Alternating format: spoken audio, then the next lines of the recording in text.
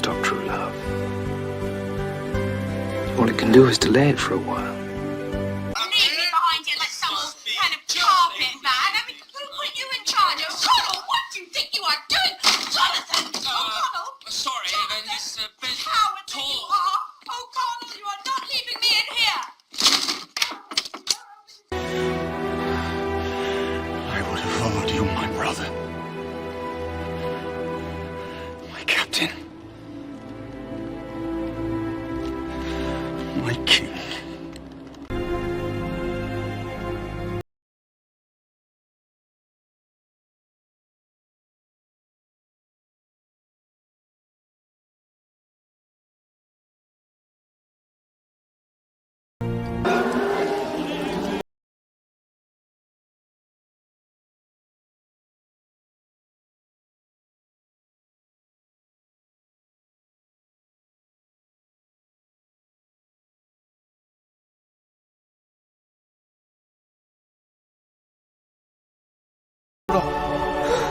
I can't carry it for you.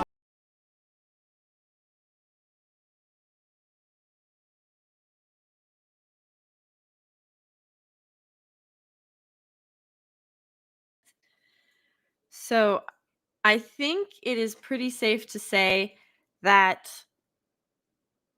writers, directors, actors used to get it. And we don't get it anymore, or they don't get it anymore.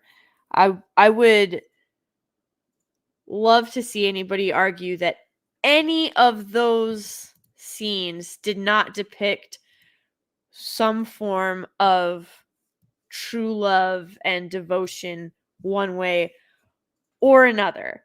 So, for those of you that don't know, we'll do a quick history lesson.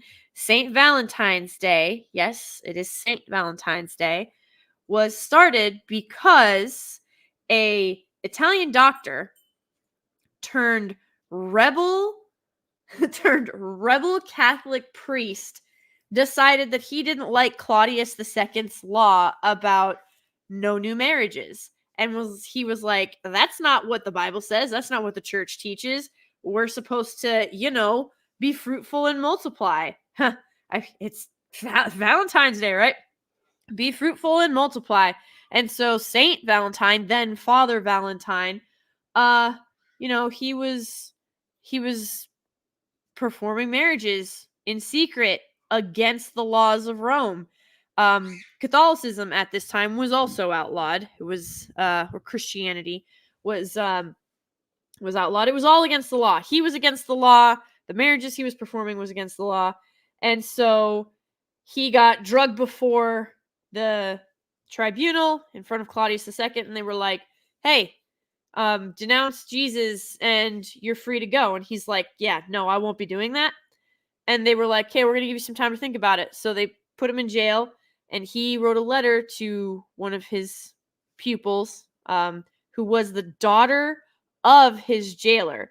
And so there's some speculation about, well, maybe the jailer found out that Father Valentine was, helping his daughter, and was going to marry her in secret like he had for many others. And so the jailer turned in Valentine to try and save his daughter. There's speculation about that, right, wrong, or indifferent. But while Valentine was in prison, awaiting, his death, he wrote a letter to the daughter of his jailer and talked about keeping the faith, true love, what this meant, and to not feel pity for him, because that's not what we were called to do, and that marriage and love was a beautiful thing.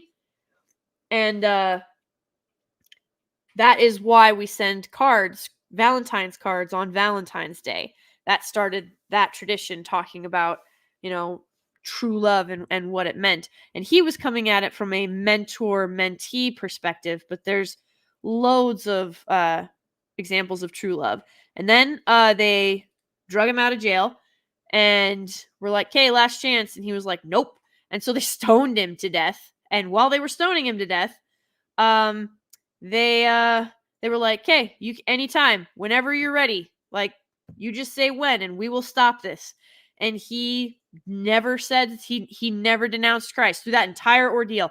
And for those of you who don't know what stoning is, these are not like pebbles or little rocks that are being thrown at him. These are heavy, like really just, I mean, think the biggest rock that you could heave as a human being, that's what's being heaved at you. You're breaking bones, you're internally bleeding, you start to drown in your own blood because that's how bad it is. I mean, if you're lucky, you take a rock to the temple and you die that way, quick, fast, and easy. That was not St. Valentine's case. So he was martyred. So St. Valentine became a martyr. He refused to denounce Jesus, and he refused to stop performing one of the 7 sacraments of the church. And those 7 sacraments are, for those of you that don't know, is baptism, reconciliation, first communion, confirmation, marriage, holy orders, which only men can take. Women can become nuns, but holy orders is specifically referring to the priesthood, and anointing of the sick. So those are the 7. So women can only ever get 6 of the 7. Men, it's possible to get all 7, but they would have to get married first and then become widowed for it to work out like that. It's very uncommon, but that's the gist of it. So yeah, we get to celebrate love today because an Italian doctor decided to become a Catholic priest and tell Emperor Claudius II where to stick it. So, I mean, I think that's pretty cool. Definitely, like, everybody's like, yeah, turn the other cheek. And it's like, maybe, just maybe, what happens when you have no other cheeks to turn? You know what I mean? So that is definitely an example of true love. I mean, Saint Valentine, not only did he have it for the couples that he was performing the sacrament of marriage for, because obviously, like, he wasn't in love with those couples, but he loved the sacrament. He loved being able to spread the word of Christ, and he obviously loved Christ because he didn't denounce him, and it cost him his life. So that's one example. And as we saw in those clips at the beginning of the stream, you have true love between a man and a woman. Death cannot stop true love. That's actually super loaded for so many things. You have, the protective nature of where a man is literally forceful, like using his force to keep her out of harm's way because she refuses to use common sense or like, there's being brave and then there's being stupid. Like, we'll just be real. But then of course you have the Lord of the Rings depicts, I think, true love in so many ways so perfectly. And we saw in 2 of those clips, one was from Fellowship of the Ring and one was from Return of the King, just how solid and strong and purposeful and deep and true the love is between brothers, especially when you've gone through trials and tribulations together and fought on a battlefield together. And then in the scene from We Were Soldiers, the whole film is just insane, but that one speech, that I mean, the whole speech is fantastic, but when he gets to the part about how he, like, dead or alive, we're all going to come home together, so help me God. And he's making that promise to all of these men staring at him. Like, this is he is coming very much from a leadership position, and you're not supposed to get personally attached to anything. But when you go through things like that and you have to go to places like Vietnam and survive it together, you can't help but have that link. And so these men are looking at him in almost like a father-like way, because of course, he has a Silver Oaklet. He's a lieutenant colonel and they're enlisted. These are young boys, young men. Some of them don't have any fathers. Some of them came from bad homes. Some of them got drafted and don't want to be there at all. Most of them got drafted and don't want to be there at all. Right. And so you're just looking at this whole situation, and here's this man standing in front of this group of young men saying, some of you are going to die, and I wish it didn't have to be that way, but I swear I will bring you home one way or another. Like, that is, if that is not fatherly love, I don't know what is. I genuinely don't. I think it is one of the best ways of depicting that fatherly role. And, you know, even though some fathers, they may seem distant or they may seem cold, they're always doing everything they can to make sure their children, their sons in this case, have what they need to be successful and to know the truth. Like, he didn't sugarcoat it. He told them, like, not all of you are going to make it back. And I don't know how else to put it. I can't spin it any other way. The best I can do is promise you that you will come home. And, like, dang, imagine taking that on your shoulders. It's just wild. And when you compare that to the raunchy, female-directed rom-coms of today, it's no wonder that they're flopping and they're failing. And the agenda-driven, the agenda-driven rom-coms, like, I think it was called Bros or something like that. I mean, nobody wants that. Nobody wants to see that. If people wanted it, people would have gone to the show. And there's so little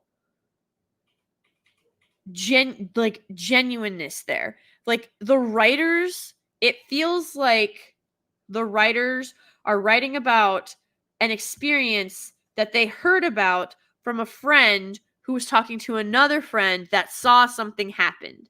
You know what I mean? It's like we're 5, 6, 7 degrees removed. And that is true of just about anything you watch nowadays.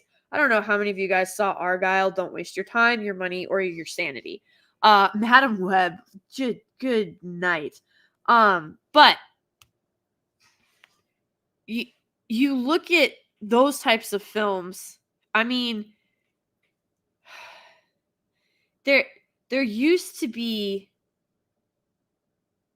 gravitas. There used to be weight. There used to be an anchor, an emotion. You were able to connect with the characters. They didn't have to look like you. They didn't have to sound like you. They didn't even have to have anything in common with you outside the fact of them being human. And you could 100% put yourself in their shoes and relate to what was going on. Because the human experience transcends all of this shallow BS that we are currently being put through the meat grinder for. All this crap was settled.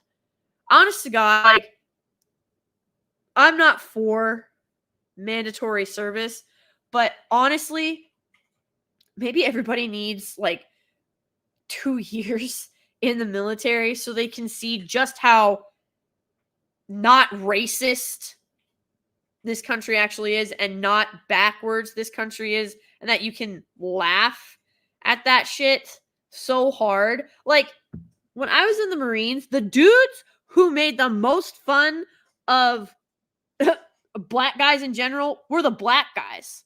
Like, literally, there was one, they'd be like, I won't say his name, I'm not gonna like dox anybody, and God rest him, but they'd be like, hey, yo, can't see you, it's too dark, smile, brother. And then he'd smile, and they'd be like, oh, there he is.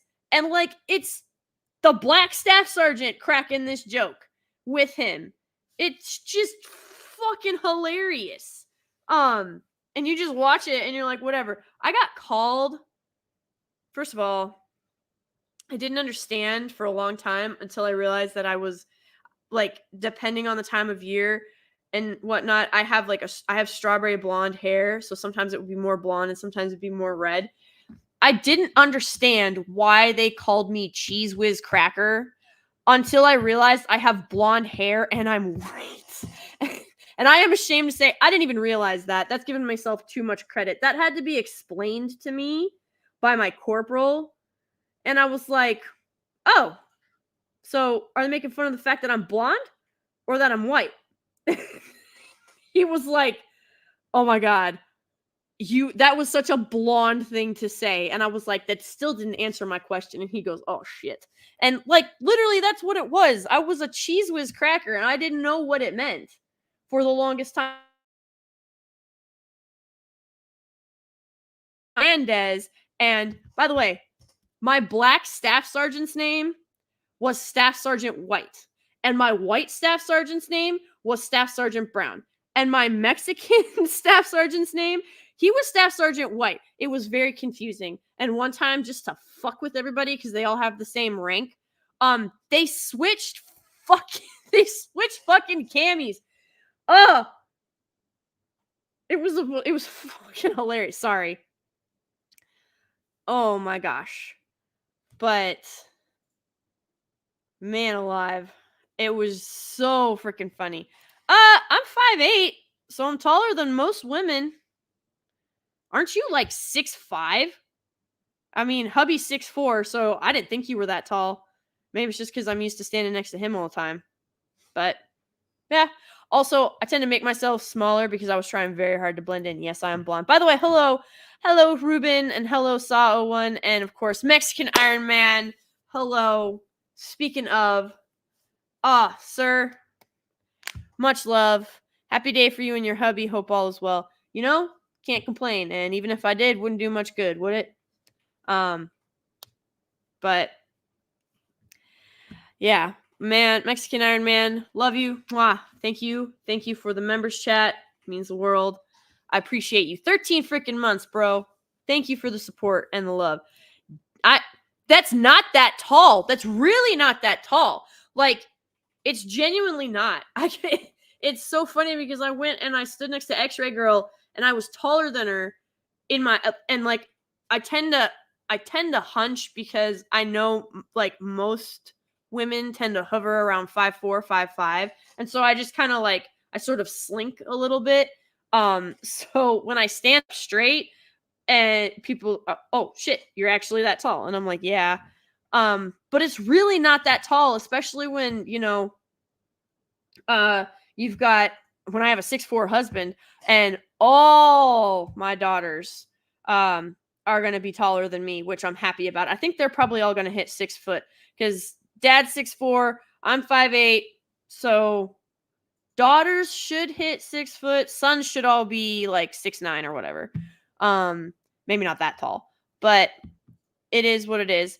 But yeah, I was just like, I always try to like match the height of the women around me for multiple reasons, but mostly so I don't stick out like a sore thumb. It's easy targets. It's a whole training thing. I can't really help it. Yeah, I hunch a lot. Like my posture, I'm very conscious of. When I'm not in a group, I have like my back is ramrod straight, but like when I'm not, I tend to pop my hips back and I roll my shoulders down because I don't want to, don't need. Yeah, above average for a woman, not above average for a male, obviously. But if I was above average for a male, then we got problems. Average for a male is 5'11", right? Whatever. Hey, short kings are awesome. All right. Short kings are awesome. Saw01, if I remember right, the global average for women is 5'2", but in the US it's 5'5". So the average American woman is taller than the average worldwide woman.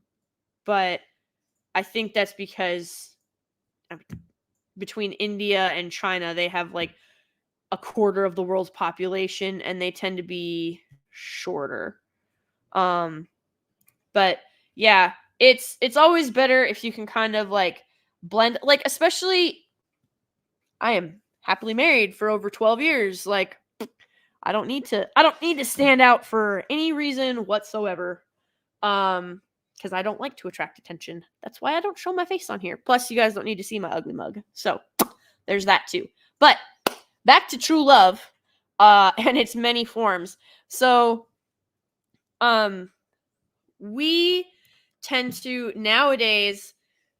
There was an article that came out, and it said, I'll show it to you guys in a second. It basically said that Gen Z doesn't want romance in their entertainment.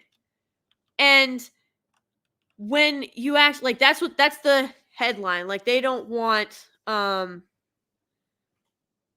they don't want the romance because it's not as appealing. That's how a lot of these like more feminist sites were trying to play it off. And so like I'm going to show you guys how the LA Times versus the New York Post put their titles, okay? And tell me if you guys can spot the difference. We'll play a fun little game because why not? But that's how they are trying to lead with it, right? So here is the LA Times title. Gen Z is turned off by on-screen sex, wants no mance over romance. New study finds. So the thing is, first of all, I think taking 2 letters off of romance to like, it's not like, because you have bromance. They're like, you didn't take off letters, you put a B in front of it. These guys literally added the word no and then took off RO from romance. It's just stupid. Like, not everything has to be clicky. I don't understand. It really irritates me. But this is their title. New study. Gen Z doesn't want on-screen sex, wants romance over romance. That is not actually what the study found. Tell me if you can spot the difference on the New York Post, guys. So, look, they're in bed. No sex, please. We're Gen Z. Young viewers want deeper, more unique relationships in film on TV, study finds. So, they actually do want romance, and they do want depictions of love. Now, you can get into all the different spins that they used off of that, but what Gen Z is saying is they actually want a deep, meaningful relationship. They're sick of seeing rom-coms with hookup culture. That's essentially what the study found. No kidding. Millennials have been saying that forever. Like, as a millennial, I will speak for millennials right now. Not all, but most. At least the ones who are on my side of the sane pool. We don't want gratuitous sex scenes either. Like, if we wanted prawn, we would be watching prawn, but that's not what we're looking for. We're looking for good storytelling. Like those clips that I showed at the beginning. None of those films have... I'm trying to double check myself. Yeah, no. None of those films have, like, raunchy sex scenes. None of those films have gratuitous amounts of any of that. And it's getting to the point where you're just like, dude, this was supposed to be a movie about a girl who was going up to her family's lake house to train for a swimming marathon or whatever, and it's the whole time she's boning her swim coach or whatever. Like, there's so much of it, and it's gross. Like, they show this isn't like fade to black or silhouettes of people. Like, do you guys remember? Oh, frick. Was it Ghost? I can't remember. But it's just, oh my gosh, super based. Sorry, side tangent. In honor of my newborn son, congratulations, super based. That is super based of you. Let's make the chat green. And then gifts 10 memberships to the channel. You, sir, are a legend. Thank you so much, sir. I greatly appreciate it. But I just I am I don't understand the like it's so very in your face. I even look back at what was like considered raunchy back in the day, like Porky's. When Porky's is more tame than what is currently being shown now in just regular films, that's insane. That is insane. Never would I have thought that Porky's would be considered like, I mean, yeah, it was raunchy comedy, but one, it was actually funny, and two, they actually did it in a way where it wasn't as in your face and over the top and grotesque as it is today, except for the scenes that were legitimately supposed to be grotesque. And those were like, it was like 2 scenes.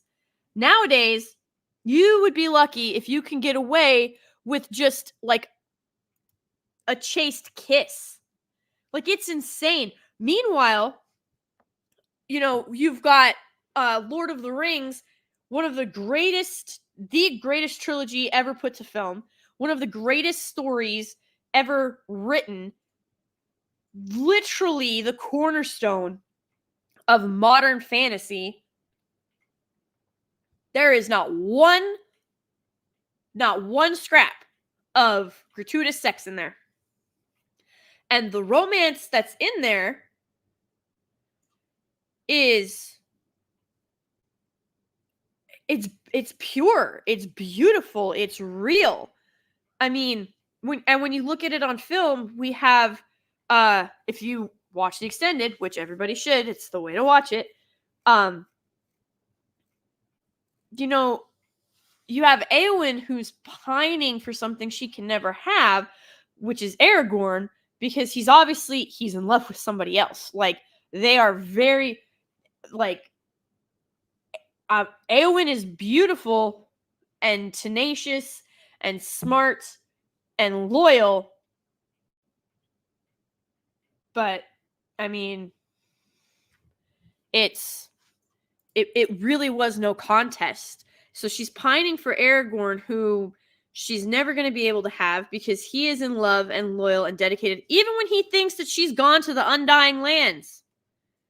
Even when he thinks that she's gone. He's still loyal to her. Like, Arwen is his heart, and Aragorn is Arwen's heart. Eowyn didn't stand a chance, and that's fine, because, especially in the books, but if you watch the extended, she and Faramir sort of find each other, and they're two sides of this, broken coin, and they happen to fit together, and that you get to learn, like, how Faramir first saw her, and how he fell in love with her, and how they got there, and there's, I definitely recommend you read the books, but in the extended, it does an okay job of showing it. Not nearly enough or as much, but I think that's because they really wanted Aragorn and Arwen to be the romance, and it's such a pure romance, you can't blame them. But when you see that, nothing, at no point was I like, yeah, like, take your clothes off, or, drop trowel, bro. Like, at no point do you chant it. You don't need it. Like, the payoff is the kiss. The payoff is, Arwen shifting the banner from in front of her face, dressed in her regalia, basically offering herself to Aragorn and saying, like, I'm here. It's real, and you've done it. Like, Mordor is defeated. you are the king of Gondor, and here I am, if you want me. And like he just stares at her for a second because he doesn't think it's real. And then as soon as he realizes it's real, I mean, he goes all in for the kiss. Like, when did a kiss become not enough? When did that become not enough? And yeah, you can go back to the 60s, 70s, 80s, 90s, aughts, and yes, there were films that had sex in them, but like most of the really great movies did not have gratuitous sex scenes in them. I'm even thinking back to like James Bond films. They would make out and then it would fade to black and then they'd wake up under the sheets or something. Like you didn't see anything. And now it's just physical, physical, physical. And I can't for the life of me figure out who thought that they're like, yeah, sex sells. Let's do it. Let's go all in on the sex sells thing. But also we have to make sure that it's inclusive and diverse and whatever else. And you're just like, do we though? Like do we? Because I don't think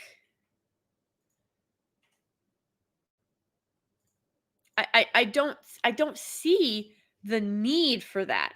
But like, and then of course it's the gif of the dude getting yeeted out the window or the meme or whatever. And I think everybody should read, it's a book by C.S. Lewis. It's called The Four Loves. And in there, these are the loves that he describes. So you have affection, which is love between family, so storge. Philia, which is friendship, so love between friends. Eros, which is supposed to be love between a couple, and agape, which is unconditional love, the love, like, so the love of God. And he does an excellent job of breaking all of this stuff down, because when you look, like, the Lord of the Rings has all of this love between family. Yes, you have Sam and Rose, you have Aragorn and Arwen, you have see, now my brain stopped. You have Merry and Pippin, you have Éomer and Éowyn, and of course King Theoden to Éowyn and Éomer and his own son that he lost. In fact, when he comes out of the stupor, like one of the first things he asks is like, where is my son? So there is familial love throughout this entire story. The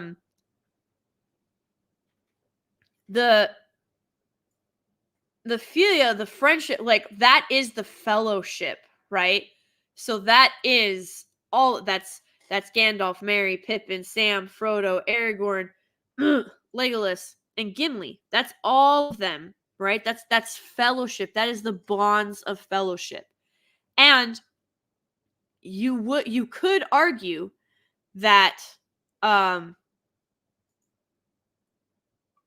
that the unconditional love, you could argue that is there for, like, when it comes to Boromir. Oh my god, I forgot Boromir on the Fellowship. Sorry, Boromir. But so you could argue that Boromir has that unconditional love for Gondor and her people. They even taught, like, that scene that was in there right before that. He's like our people. Like, he's like, can't fail our people. Like, I am, and and so eventually Aragorn grows into that, when they're at the Black Gate. That's where that is where he truly becomes worthy of the throne of Gondor, because he is willing to lay down his life for Frodo, just to buy Frodo more time and to save his people, to save Gondor, and to save all the peoples of Middle-earth. And so you get that twice. And you have Gandalf sacrificing himself. You know, he didn't know he was going to come back. He sacrificed himself to the Balrog so that the rest of them could escape. And it's just beautifully done. So you have all of these examples of unconditional love. You know, there is no greater love than this, than a man who will lay down his life for his brother. Or another, depending on what your translation is and what Bible you're reading. Okay? And so, of course, story like love between family. Like I said, Sam and Rose with their children. Arwen, when she sees her son that she has with Aragorn in the future, like, you have tons of family dynamics and family love going, like woven through the story. And then you have Eros, which, of course, again, you've got Sam and Rose. You have Aragorn and Arwen. You have Aragorn, Arwen, Faramir, and Eowyn. Okay, so you have all of these couples who are in love. And it's important to note that at no time did Aragorn, like, even in the books, at no point did he tell me if you've heard this one, guys. There is a trope where the quote-unquote hero, morally gray hero is a term that needs to die, by the way. That's a whole other rant that we'll get into in a second. But the hero or heroine treats the person that they care about and love like absolute trash to get them to leave, because it would be safer for them to not be around while the quote hero has to go do the hero things. That's the stupidest shit I've ever heard. That's a trope that needs to die so fast, it's not even funny. Like, I don't understand why that is a thing. Why would you even make that a thing? It makes no sense. And it's like, oh, I only pushed you away because I was trying to protect you. That is some sociopathic excuse bullshit. Like, what? You cannot tell me that the only thing that you could come up with to protect the person you allegedly love is to treat them like crap. Like, what freaking world are we living in? Listen, I have not ever seen the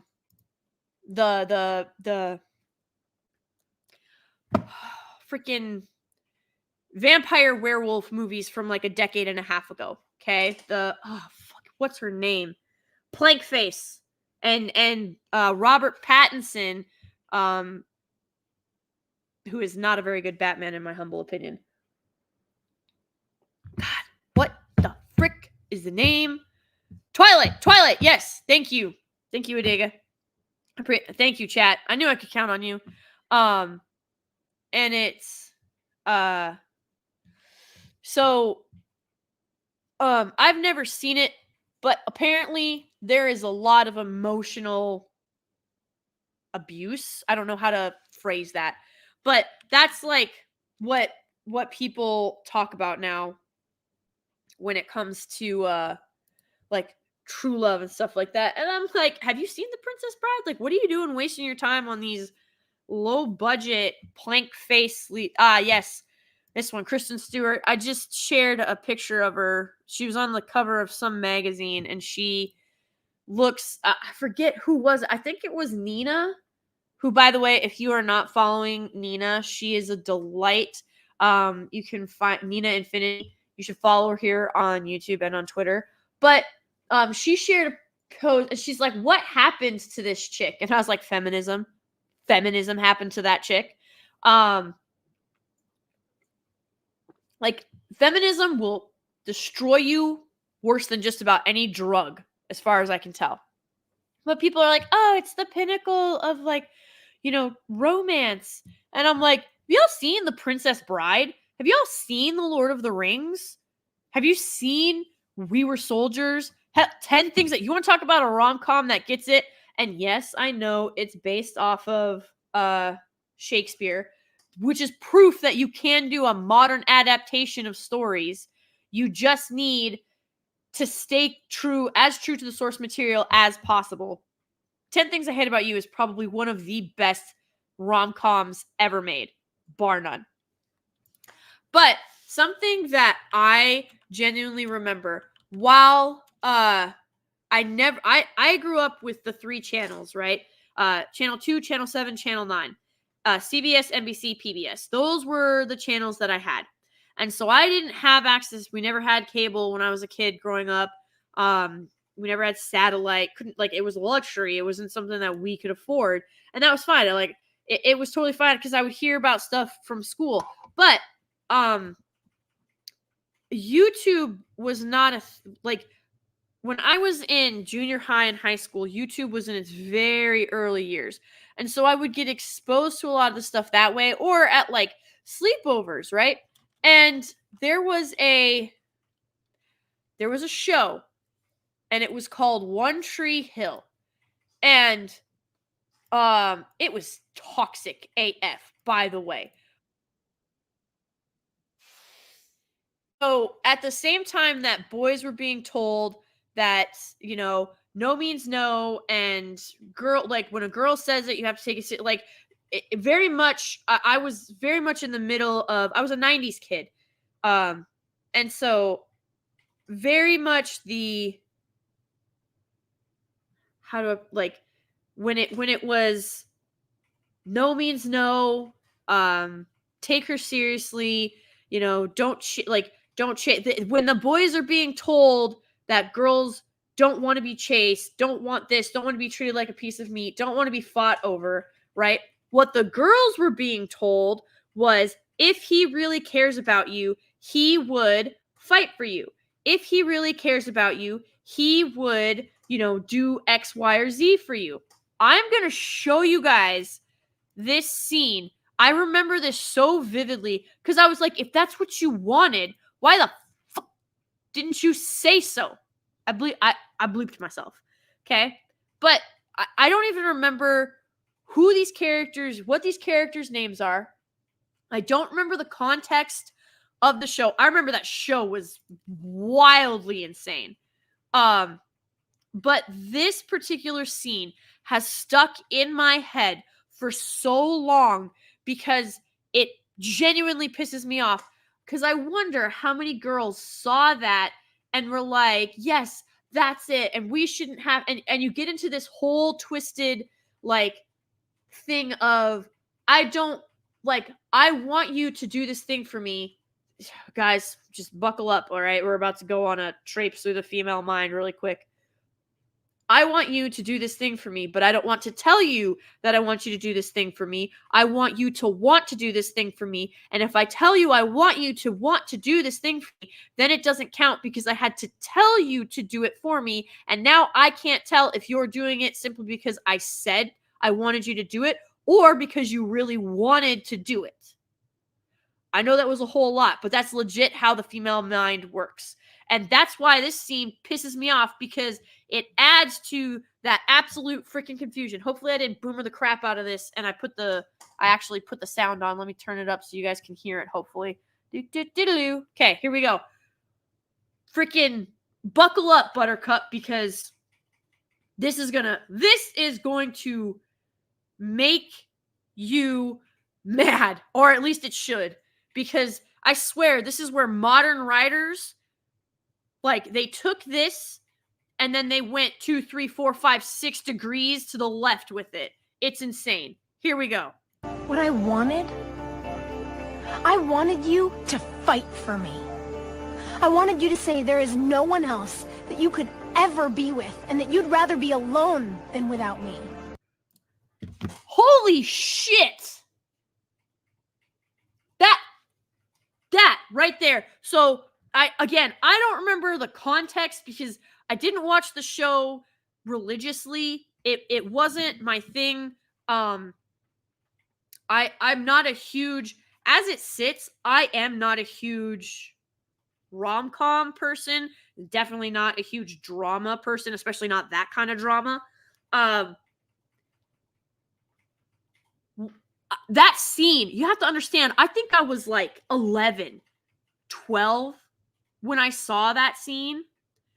And I was so pissed off at it because it was so disingenuous. Like, I do remember everything that happened was literally her fault. They had broken up and they were fighting.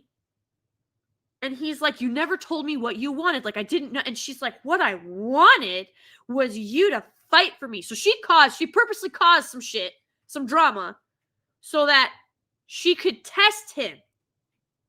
That's what that whole fucking thing was about. Excuse me. Like, that's how mad this makes me.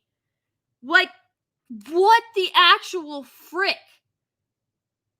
I don't understand. Like, people are over here like, oh, I'm not a princess in a tower, and you're not a knight come to slay a dragon. Okay, well then stop creating dragons for him to slay. While also being mad that he slayed the dragon. Or he walked away when you told him not to slay the dragon. Stop making dragons for men to slay that you say you don't want them to slay. And then when they listen to you, you get mad that they didn't slay the dragon. But then if they slay the dragon, you also get mad because you don't know if they're slaying the dragon because they wanted to slay the dragon or because you told them to slay the dragon. Like, pick a lane, you psychopaths. Ugh! Makes me so mad. Mando Unchained, I want to hit my head after what you just said because it's absolutely true. I told you, the female mind is like, it's insane. The female brain is insane. Do not recommend traveling down those roads if you are a man because you get lost. And we know men don't ask for directions, so you're gonna be stuck there for a while. But it's just, yes, D-Day Direwolf. So many women base their relationships on movies and TV, and a sad amount of people think that history is based on those movies and TV, and it's not. It's disgusting how many of these women live vicariously through shows. Shows means everything. It means TV, it means film. It's a holdover from moving picture show. So I literally once said, I was like, yeah, I'm going to go to the show. And they're like, what, like a play? And I was like, no, like the showing of Madam Web, because it just came out. And they're like, you mean the movie? And I'm like, no, everything is a show. Everything's a show. Like, it doesn't matter if it's on stage, on ice, on a big screen, on a little screen. If it's a band on a stage in the middle of nowhere or on some plywood that they threw down in a field, because I've been to plenty of those shows too. Like, there is that, like, that's everything is a show. So we have Gen Z. Apparently people care what Gen Z have to say about entertainment, even though they have no money to spend. And oh yes, she was very toxic. Based at 14. Like I said, I wasn't even that. I was not a teenager. I am fairly certain I was not a teenager the first time I saw that, and it made me so mad because I thought it was stupid. I really did think it was stupid. I was like, why are you making a test for him that he doesn't even know is being made for him, and then getting mad when he fails a test that he didn't even know he was taking? Like, that's some bullshit. It's just insane. But yeah, so it's crazy. I've never put my husband through anything like that. I get mad at him for stupid reasons, for sure. But I don't think I've ever tested him without his knowledge and have him fail. He can call me out on that if he wants or needs to, but I am 99.9% certain I have never done any of that shit. We have enough, like, how bored are these people that they have to make shit up in their lives because I don't know about you. Like, I don't have to go hunting for insanity. It's like crazy seems to find me without my looking for it.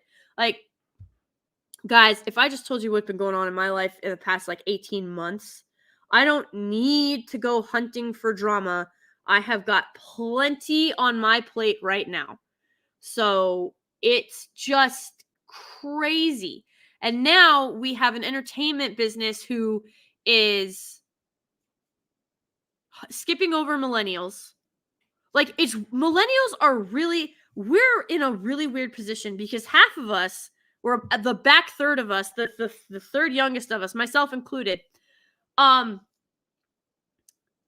we're too old for like, oh, how did I put this the other day? Like, we're too old for like beauty pageants right now because you have to be between 18 and 27. The youngest of us are 28. So we're too old for beauty pageants, but we're too young to run for president.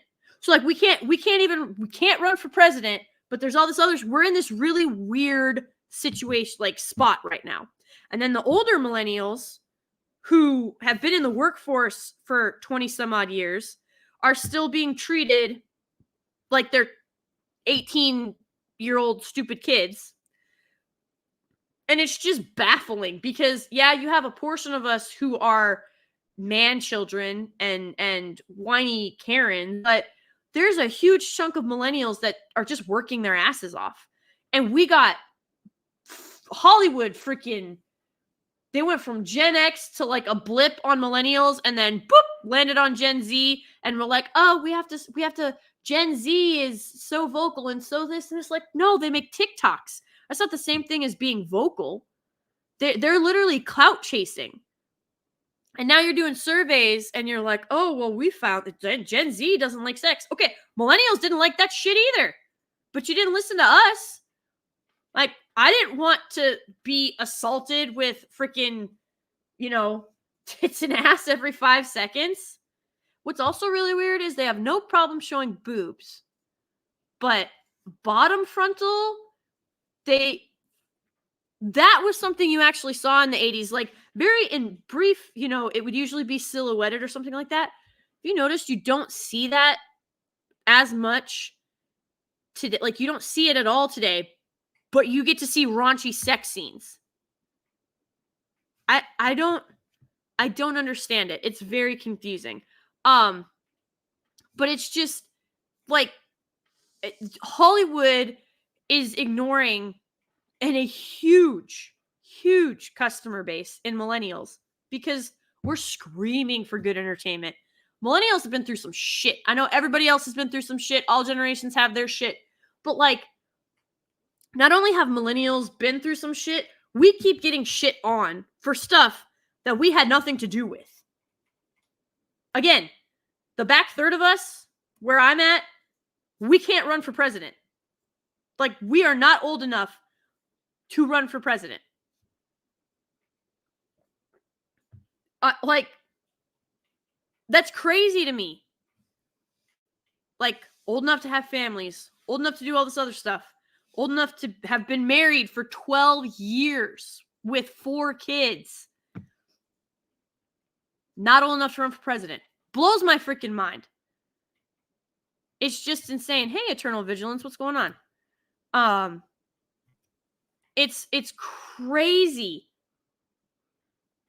And I don't know if it's because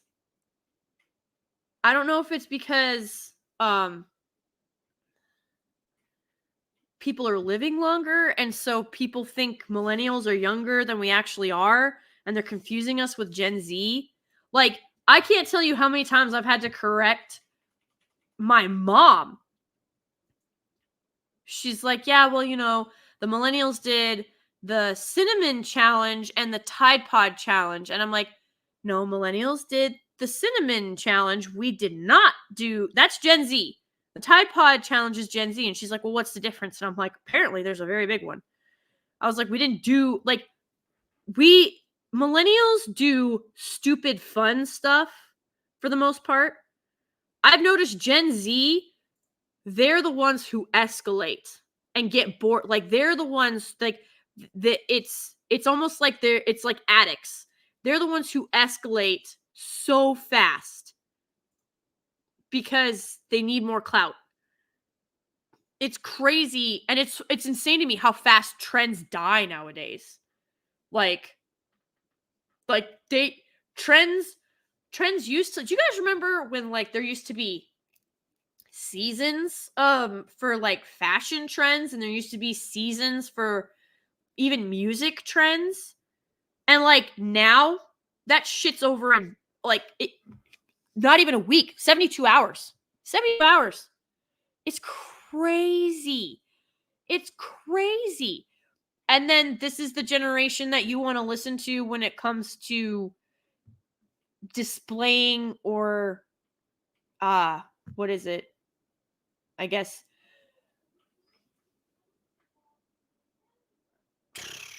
can't think of the word. My brain stopped. Not presenting promote whatever, by having love there you go, depictions of love on screen. You're going to listen to the generation who has the attention span of a half-dead goldfish. That's who you're going to listen to. All right, if that's what you want, I'm letting you know right now, there's a bunch of millennials between the age of 28 and 42 that would love to just kick off their boots at the end of the day and have some escapism like our parents and grandparents and great-grandparents had before us. Because, yeah, the radio was around for quite a while, folks. And the craziest part about all this is when you look at it, there isn't a show. All these streaming platforms, you still have cable, you still have satellite, you have these streaming platforms.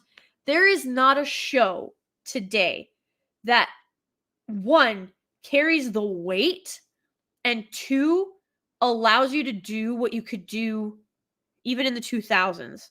When was the last time you could kick off your boots after a hard day of work, sit down, turn on the TV, and just watch an episode of a show? When was the last time you had an episodic show?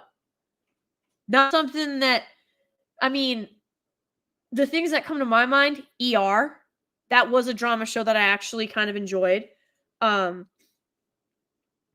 So you had Friends, you had ER. Remember, I'm working off 3 channels here. The show, sure, but, like, you don't have that. You don't have that mainstream episodic sit down and just chill. Like, you don't need the before, you don't really need the after, but if you like what you saw, you'd watch the after. And because, yes, Nuke, Seinfeld, Frasier, Friends, Cheers, MASH, like, I'm just thinking of all these episodic shows. Star Trek, obviously, like, they're not there. And yes, Nuke, I love PureFlix. It's now the Great American PureFlix, but yes, we have it, and that's basically what we watch. But when you think about where we are, shows used to, well, no, like I said, ER was another one that I was thinking of, and stuff like that. But yeah, you had the sitcoms, but, like, I remember Thursday nights used to be the powerhouse night for TV. Like, if you got a Thursday night slot between 6 and 9 p.m., that was like gold. Your show was gold because you had to be able to carry those time slots because those were their busiest times. Thursday nights, for whatever reason, from 6 to 9, they were always, like, those were when the shows were on. Yes, X-Files. Yes. Okay, but PureFlix, I pay $9.99 a month. It's not bad. But it's crazy how all this access to all of these things, and you've got to have 6 different streaming platforms just to watch shows you grew up with if you don't own them on DVD.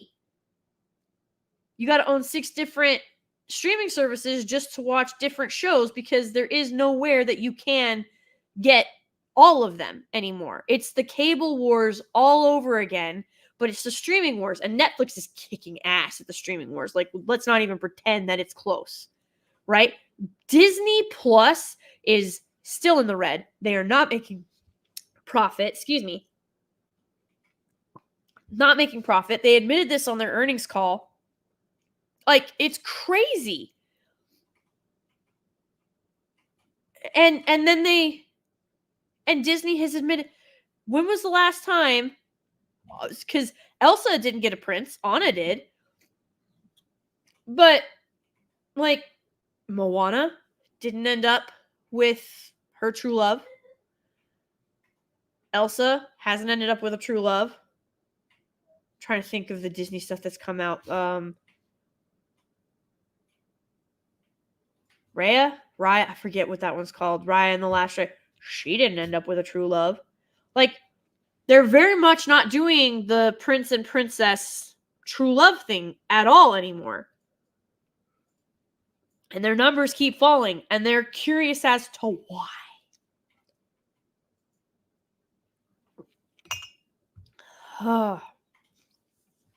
I'm just flabbergasted. Yes, Eternal Vigilance. Must-see TV. That's not a thing anymore. Not at all. And yes, I'm with you, D-Day Direwolf. I watch a ton of K-dramas and J-dramas, and I know I just said I don't chase dramas, but that's what they're called. Like, even though the ones, if you guys, by the way, as much as I hate to shill for, like, Sail the High Seas, but it's called Vincenzo. You can also get this app. It's called, like, Rakuten. But, like, don't get Netflix, guys. Please don't. I mean, I'm not going to tell you how to spend your money, but it's not worth it. Also, cuties. Need I say more? But it's called Vincenzo, and it is so good. It's like an Italian mafia member who was shipped to Italy when he was a young child. He comes back to Korea because the boss has died, and he looked at him as a father, and the man who was his brother wants him dead, already tried to kill him, and he literally tells him, like, hey, if you see me again, I will kill you. And then he goes back to Korea, and he has to take on the Korean, Korea is run, like, you guys probably don't realize this, but Samsung, like, owns Korea. It's not just like a tech company. Like, they own Korea. And a lot of Koreans are not very happy with Netflix right now because Netflix, the way they did their deals, Netflix basically owns the acting industry of Korea. So it's super great, like, when you look into everything there. But I digress. In Vincenzo, he shows up and he's like, man, all of this corruption, like, it's just like the mafia, and I know how to handle the mafia. It's so good. So yeah, they have they have K-dramas that are actually dramas, and they have K-dramas that are romance. But from the bottom of my heart, from the bottom of my heart, Vincenzo. Please go watch Vincenzo. And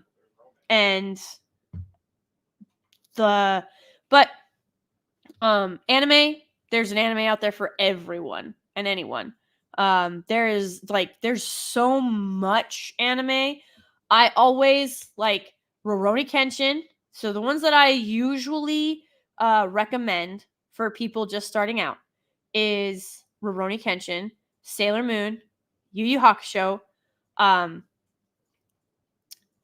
Full Metal Alchemist, not Brother. I mean, you can watch Brotherhood, but Full Metal Alchemist, Gundam, not Gundam Seed, Gundam Wing. I'm trying to think, like, Dragon Ball Z, obviously. A lot of people know about Avatar, The Last Airbender. A lot of people know about Bleach is really good. But Hunter x Hunter, I recommend that one too for beginners. But like those are really solid. Those are really solid beginner anime. I would never recommend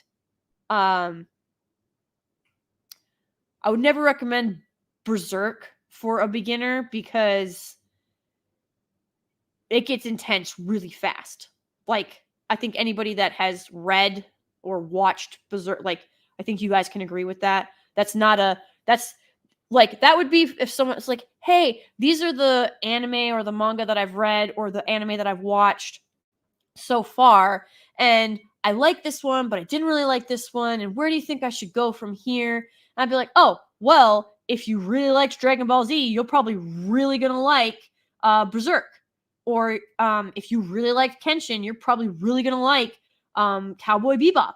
Like, people give Cowboy Bebop as an intro anime. I don't do that one either because it's so good, but this is going to sound so weird. It's so anime that, like, if that's what you start on, it's probably, like, you're going to have very strange, it's going to be hard to, like, branch out from there. Because it's really not like anything else. People fight about that all the time, but genuinely, like, Cowboy Bebop is its own, it's very, very unique, even in the world of anime, which is crazy because there's so much anime out there and so much manga. But I've said this before. Oh, now the name of it left me. Dang it. Can't think. It'll come to me. I have it over there. But my shelf is around the corner and I can't see it. But there are some anime they don't even have dubs. They barely have, like, they have subs, but they don't even have dubs. I'm not going to recommend those to people, especially if the only thing they've ever watched is dubs up to this point. And if they're coming at me, they're like, yeah, I watched Avatar and I watched Trigun and I watched and I watched Death Note and I love Death Note. The Netflix show butchered that thing. Now they also butchered Cowboy Bebop. Like, how does that studio get it so, like, it bothers me so much. But like, there are those anime that have breached the normie world hardcore. Like, they are very ingrained. Everybody's heard of them. They've seen one or two. Oh, I love Lupin the Third Soul Assassin. It's so good. Yeah, Digimon and Pokemon. Yes, Pokemon. Like, everybody has heard of Digimon, digital monsters, and Pokemon. Gotta catch them all. Like, they've heard of it. Whatever generation of Pokemon you're at now.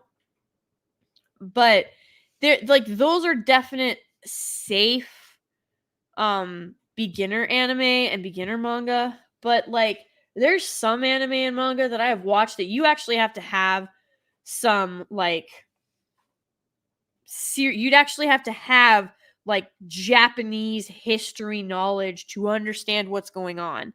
And it's wild to me that some people, like, that Berserk is something that people recommend to newbies. I'm like, no, what are you doing? Stop it.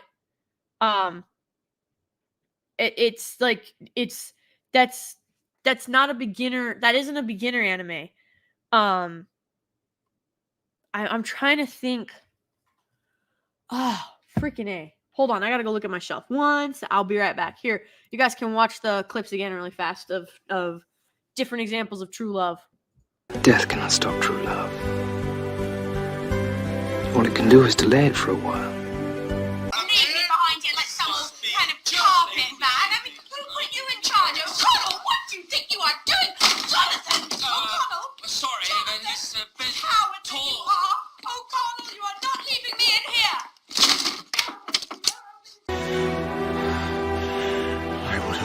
you, my brother. My captain. My king.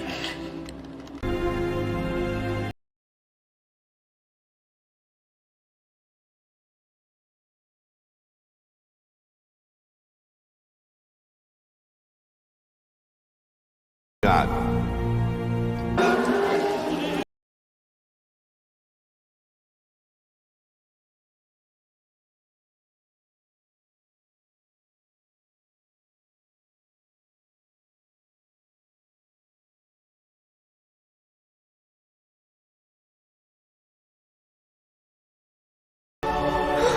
I can't carry it for you.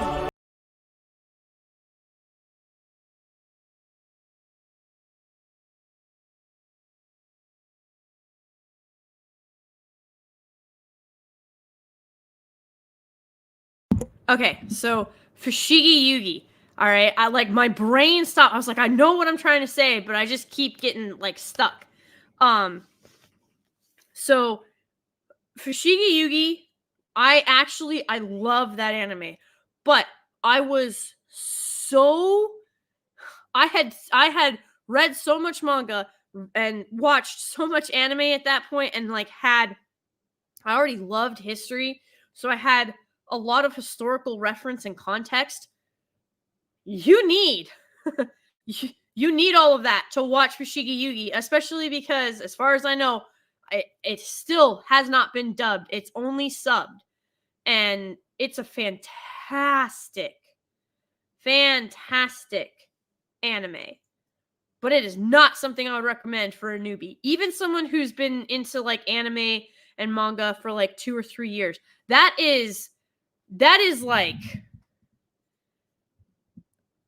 maybe not like expert level anime, but you've got to be up there with the context and the knowledge and the history and the background and the references, or else that show will not make any sense to you at all. But all those clips, like I played at the beginning and like I played right now, they are all examples of true love in different forms. And yes, we all need a Sam, and they 100%, but I love Willow with every fiber of my being. What they did in that series, and the only proof that that thing ever existed is Disparu's freaking reviews of each episode. Elora, why is it always you, Elora? I don't know. Maybe because she's the prophesized one who's gonna save the world. You freaking idiot. Ugh. But it's crazy that this is where we've landed. We've gone from writing and film like that to this shit today where like oh gosh, what frick, how was it? We just talked about the Halo show. Oh, the fucking Halo show. So Halo season 2 is dropped. I'm still working on my review. Like yep, I'm working on my review. I know the next episode comes out today, actually, I think, but there's a scene in there, and it's supposed to be banter, like competitive banter, but still like there's still like that camaraderie, that love, that brotherhood of brothers in arms and stuff. She literally says like suck big ass. I don't even know what that means. And like when I was going over the episodes on Lethal's channel with Lethal and Epic Mike and Disparu, and everybody, like as we were going over it, by the way, you guys should 100% go and check those out. And of course, John O'Connor was there too. The John Connor. We're breaking it down, and that like I tried to say, I was like, I can't even save that scene. Like because he's just like, oh, they needed the prettiest unit for this mission or whatever. And he was like, sorry. And she's like, suck my big ass. That's where we're at now. We're also at a place, oh, Doctor Who. We're at a place where the doctor is like, oh, I'm supposed to say something, really uplifting and heartening and something solid, but I don't know what to say. So I hope that's okay that I got to think about it, and I'll get back to you on the cancer thing. What? That's where we have gone from the button is like, we've gone from one of the most intelligent, thoughtful and thought-provoking shows to let me rain check, let me get back to you. And the doctor is an immortal being. So he is supposed to care about mankind. He's supposed to care, because if he didn't, he would be a tyrant. And yes, I'm saying he because he's a he. And now we're getting it's not even slapstick humor, because you're not allowed to make fun of the women. We're getting kick Loki in the balls over and over and over again. Yes, I swear you're in my head. Marvel humor. So now we're getting fat Thor, and we're gonna body shame Thor, the literal god of thunder, the Norse god of thunder. Let's body shame him. And then, like, it's just mind-blowing that this is where we're at, because when you go back and you watch Iron Man and Thor and Captain America, the First Avenger, not sorry, Captain Marvel, you are not the first. Way to retcon yourself into just freaking self-importance and self-aggrandization, but I digress. Like, as you look at that, your mind should be blown at how far we have fallen. Because it wasn't long ago that Pixar was turning out films that you genuinely went, damn. You genuinely went, damn. Toy Story is, to this day, one of, like, an untouchable film. Say what you will about Toy Story 2 and 3 and 4 and now 5 or whatever, but, like, the original Toy Story is in a league of its own. And that goes for storytelling, visualization, all of it. And now we have men.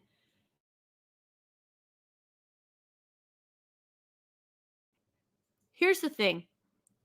The boombox over the head, like, so if you go back to the 70s and 80s movies, and you get the boombox over the head, you get the declaration of love. How to lose a guy, or not how to lose a guy. 10 Things I Hate About You. You get one of the best declarations of love / apologies in any movie ever, when he gets the band. She's out there on the soccer field, and he takes the mic and he starts singing. It's one of the best depictions of what lengths a man will go to for a woman he genuinely cares about. Same thing with, like, you go back, like I said, to the 70s and 80s, you have the boombox over the head, you have the, in the middle of the gym, I love so-and-so, I'm not, and now we don't get that anymore. It's a bunch of mean girls who are making fun of the guy trying to be genuine. So why would guys be genuine? Why would a guy be genuine when he's just going to get freaking trampled? And it's so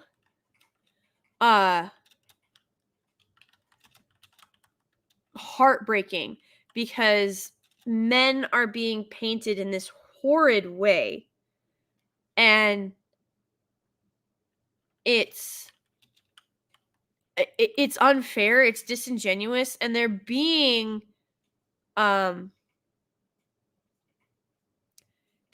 forced to not even bend the knee. They're being forced to like get down on all fours so that women can step on them and use them as a legit, like as an actual, like literal stepping stool to elevate themselves.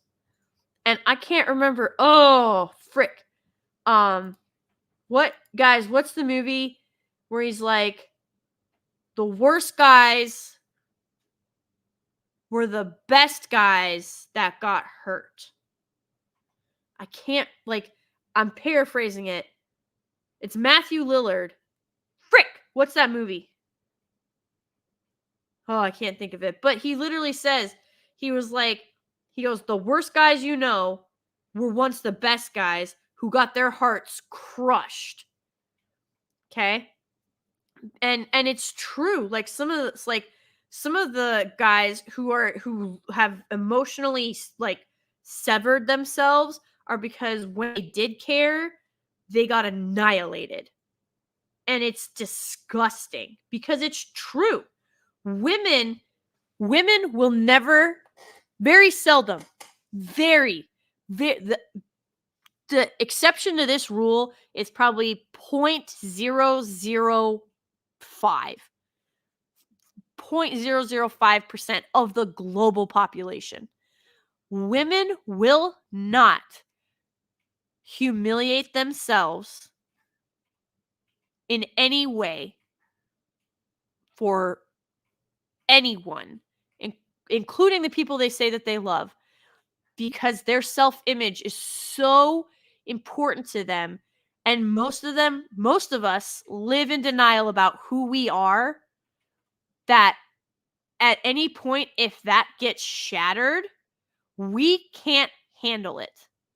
We can't handle it. And so we will not put ourselves through any type of humiliation purposefully. Like, even clout chasing. Have you guys noticed that these girlfriends and these wives, they are for a trend. Remember, trend. They're putting their boyfriends, their husbands, their guy friends, their brothers, their dads through humiliation. They're putting their husbands, their boyfriends, their brothers in dresses. And guys, here's the thing. Guys know who they are. They don't have the same self-image problems that women do. So the joke, they can laugh at themselves. Women cannot laugh at themselves. Look at those trends and you tell me where is the woman the butt of the joke? Like, because even if she is, so like, even if it is one of those things where she is supposed to be the butt of the joke, she like smacks him or hits him or is like, you did not, and then it'll do like the edit cut or whatever, and then just be like, so guys, in short, your wife is always right. Your girl, like, happy wife, happy life.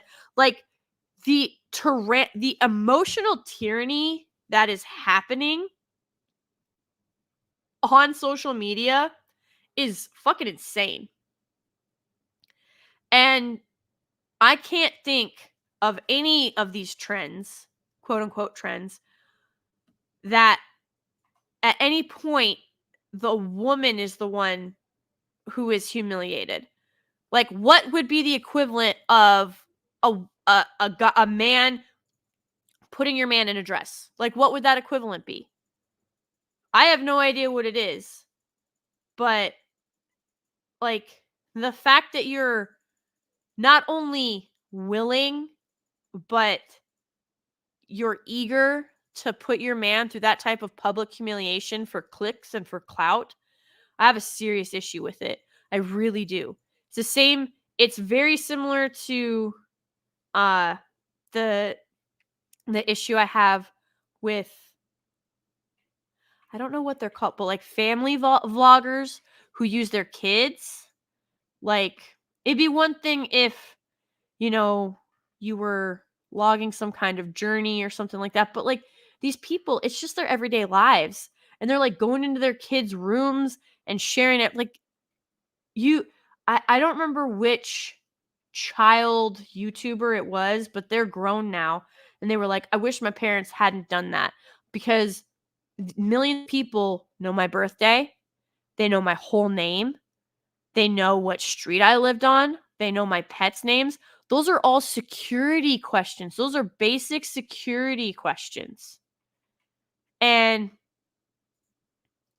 it's and they're like, yeah, I don't have my own life anymore. And it was because my parents, like, okay, we have money, but I don't have a life. I don't have any privacy. These people think that we're actually friend. Like, kids don't understand that barrier. They're like, "Oh, I've watched you. I've watched hours of you, on YouTube, and we're friends now." And like, those YouTube kids have no idea who you are. They don't know who you are. You guys aren't friends. And but that distinction, that is not there for kids. They're not like, "Oh, I know who they are, so they'll know who I am." That's not there. Especially because, in like, one of the things that made Dora the Explorer so popular is that she broke the fourth. She would talk to the kids um like, "Do you see Swiper?" And then the kids would scream it, "There, he's there, he's there." And then she would go, "Over there? He's not there." And then they'd be like, "No, he moved. He's behind you now." And she's like, "Oh, there he is. Come on, say it with us. Swipe or no swipe." Like, it was a whole different kind of immersion. And YouTube vloggers, kid channels, they do that too, where like the kid will stop and look at the camera and they'll be like, "What's your favorite color?" And then you have these kids yell at the TV, "Oh, my favorite color is green, it's red, it's blue, it's yellow." Right? They don't realize that the YouTube kid can't see or hear them, that they have no idea who they are. Not like, it doesn't click, because, well, this isn't a TV show, this isn't a cartoon, this is real. This kid is real. And it's so crazy. And yeah, Mr. Rogers and Sesame Street did it too. Dora, the difference with Dora is, so like Mr. Rogers, it was more like he was talking, it was like a teacher talking to a group.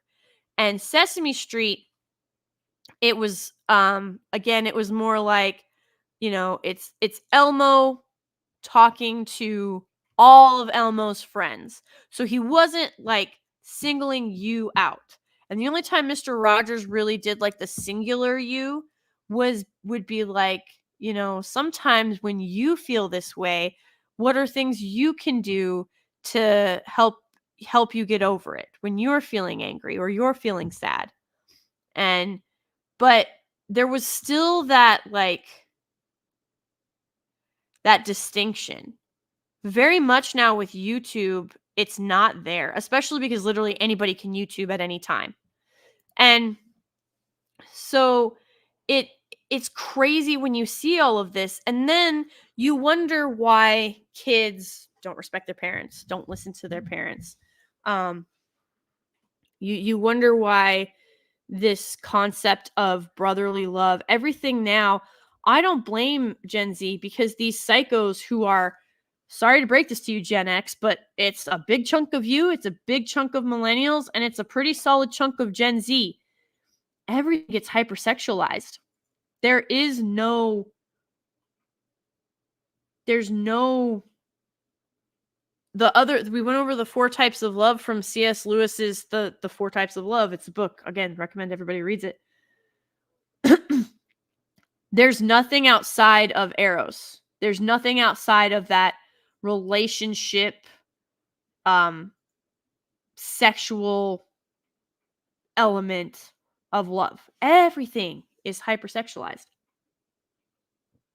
They can't, like, they don't understand. They have no concept or no grasp of the other kinds of love. And you don't see the other kinds of love, like, really displayed anymore at all. And you get to think, oh, men and women can't be friends. Well, if you're married and you're a woman, you certainly shouldn't be alone with other men for any reason. Like, your work is in a public place. Why are you off hiding in a closet with them to have a chat, or hiding in the break room? Like, if you bump into each other in the break room, it's one thing, but like, if you're actively seeking out that alone time, that's a problem. But my guy friends are my husband's guy friends. And my gal friends are pretty much my husband's gal friends. Like, he knows who they are. He'll talk to them. He'll be respectful.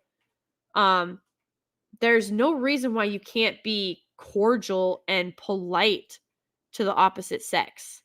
It's when you try and make it go further that it becomes a problem. And now everybody's like, oh, well, I bet those two guys have been roommates for, 3 years. They've been roommates since their junior year in college. They probably hooked up. Those girls have been roommates for 5 years. Like, they've been roommates since freshman year of college. They were probably, like, what is it, bi-curious or whatever the hell it is?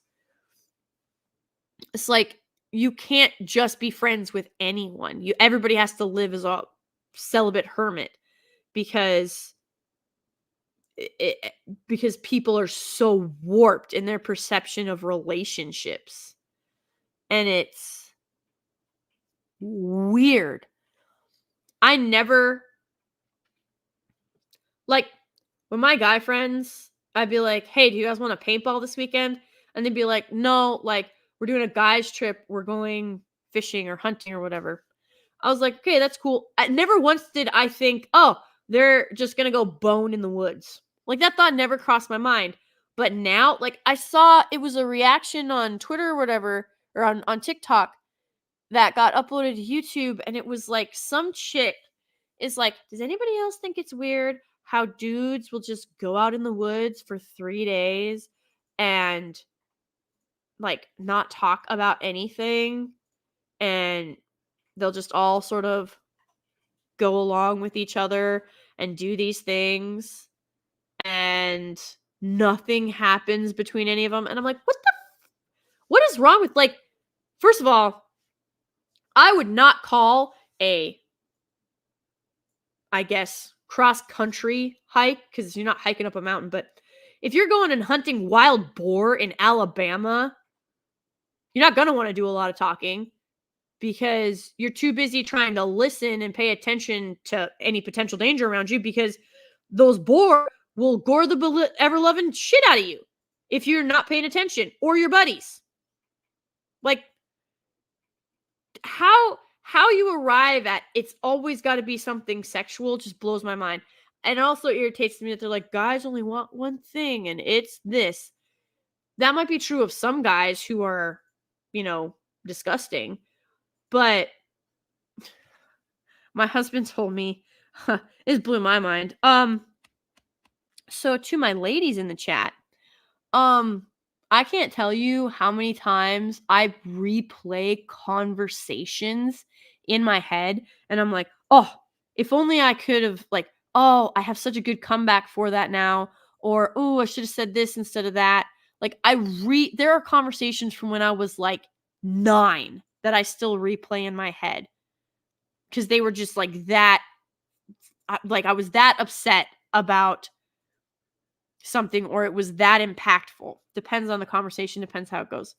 But I'll, like, replay it in my head, and I'll think about it, and I'll be like, oh, like, what context can I use this for now? Or like, oh man, if only I could have said that. Also, Women do this a lot too. And then this is one of the things that I had to stop getting mad about. I will have an entire conversation in my head, like 65 to 100 different ways. Like, if I say this, these are the possibilities. Like, and I've tried, like, follow, it's like a freaking one of those family trees that just gets out of control. And so you follow like all these different lines of thought. And then you actually have the conversation, and the person doesn't respond in any of the 65 to 100 ways that you anticipated they would. So now the conversation is going in a way that you didn't want it to go or didn't expect it to go. I had to stop being mad about that because I was like, oh my gosh. And then it's like, oh yeah, this is a human being who has their own thoughts, has their own ideas, has their own emotions, has their own reactions. But women do that a lot too. They will literally pre-plan a conversation, and when it doesn't go how they pre-planned it, they get upset. And then they replay conversations they had, and then they fine-tune the conversations to how they wanted them to be, and then they compare and contrast them, and then try to learn how to have a similar conversation so that we can get better replies in or better responses in, which is very different from having conversations, learning from them, and thinking about the ideas or the concepts that those conversations were. Instead, a lot of women, I used to be guilty of it, but whether it's win, lose, or draw, women will replay conversations over and over and over and over and over again in their heads in an attempt to try and map out how to have future conversations like that more successfully. It's crazy how the female brain works. But like, I found out that most men do not do that. Not even close. They'll be like, cool, this is how the conversation went. This was the outcome. Like, it's just so black and white. This is how the conversation went. This was the outcome of said conversation. This is what I'm taking away from that. Moving on with life. And then they never visit it again unless it's brought up. And I was just like floored by that. I was like, holy crap, that's not how I work at all. So I've tried to adjust that a little bit, but I still very much replay conversations in my head. Oh yeah, no, Soul Assassin, it's ridiculous. Like, not, I am not kidding you. You could be in the middle of an argument and with your girl, and she could be winning the argument, but because you're not saying what she thought you were going to say or what she expected you to say, she gets mad even though she's winning the argument. Like, it's crazy. And if she's losing the argument, she gets even more upset. And like, that's why women need that male masculine sounding board. So all these effeminate men who are popping up everywhere, I think that study that I showed earlier, the other thing that Gen Z is sick of is effeminate men who just bend over and do whatever they're told. Because that's not something that anybody really wants. You want a guy who is confident and capable, who can be a sounding board and can keep you grounded. Because if you don't have that, then you look even more insane and more crazy than you actually are. Because you don't have anybody to help, like, rein you in and call you on your shit. And the reason that is such a dangerous problem is because, well, women who go unchecked bring down empires. For example, Cleopatra did not only bring down the Egyptian empire, she brought the Roman Empire to its knees and what was left of the Greeks. That 3 empires that woman trampled. 3 of them. Queen Elizabeth I had a sister named Mary, whose nickname is Bloody Mary, who was queen before Elizabeth. They're King Henry VIII's daughters.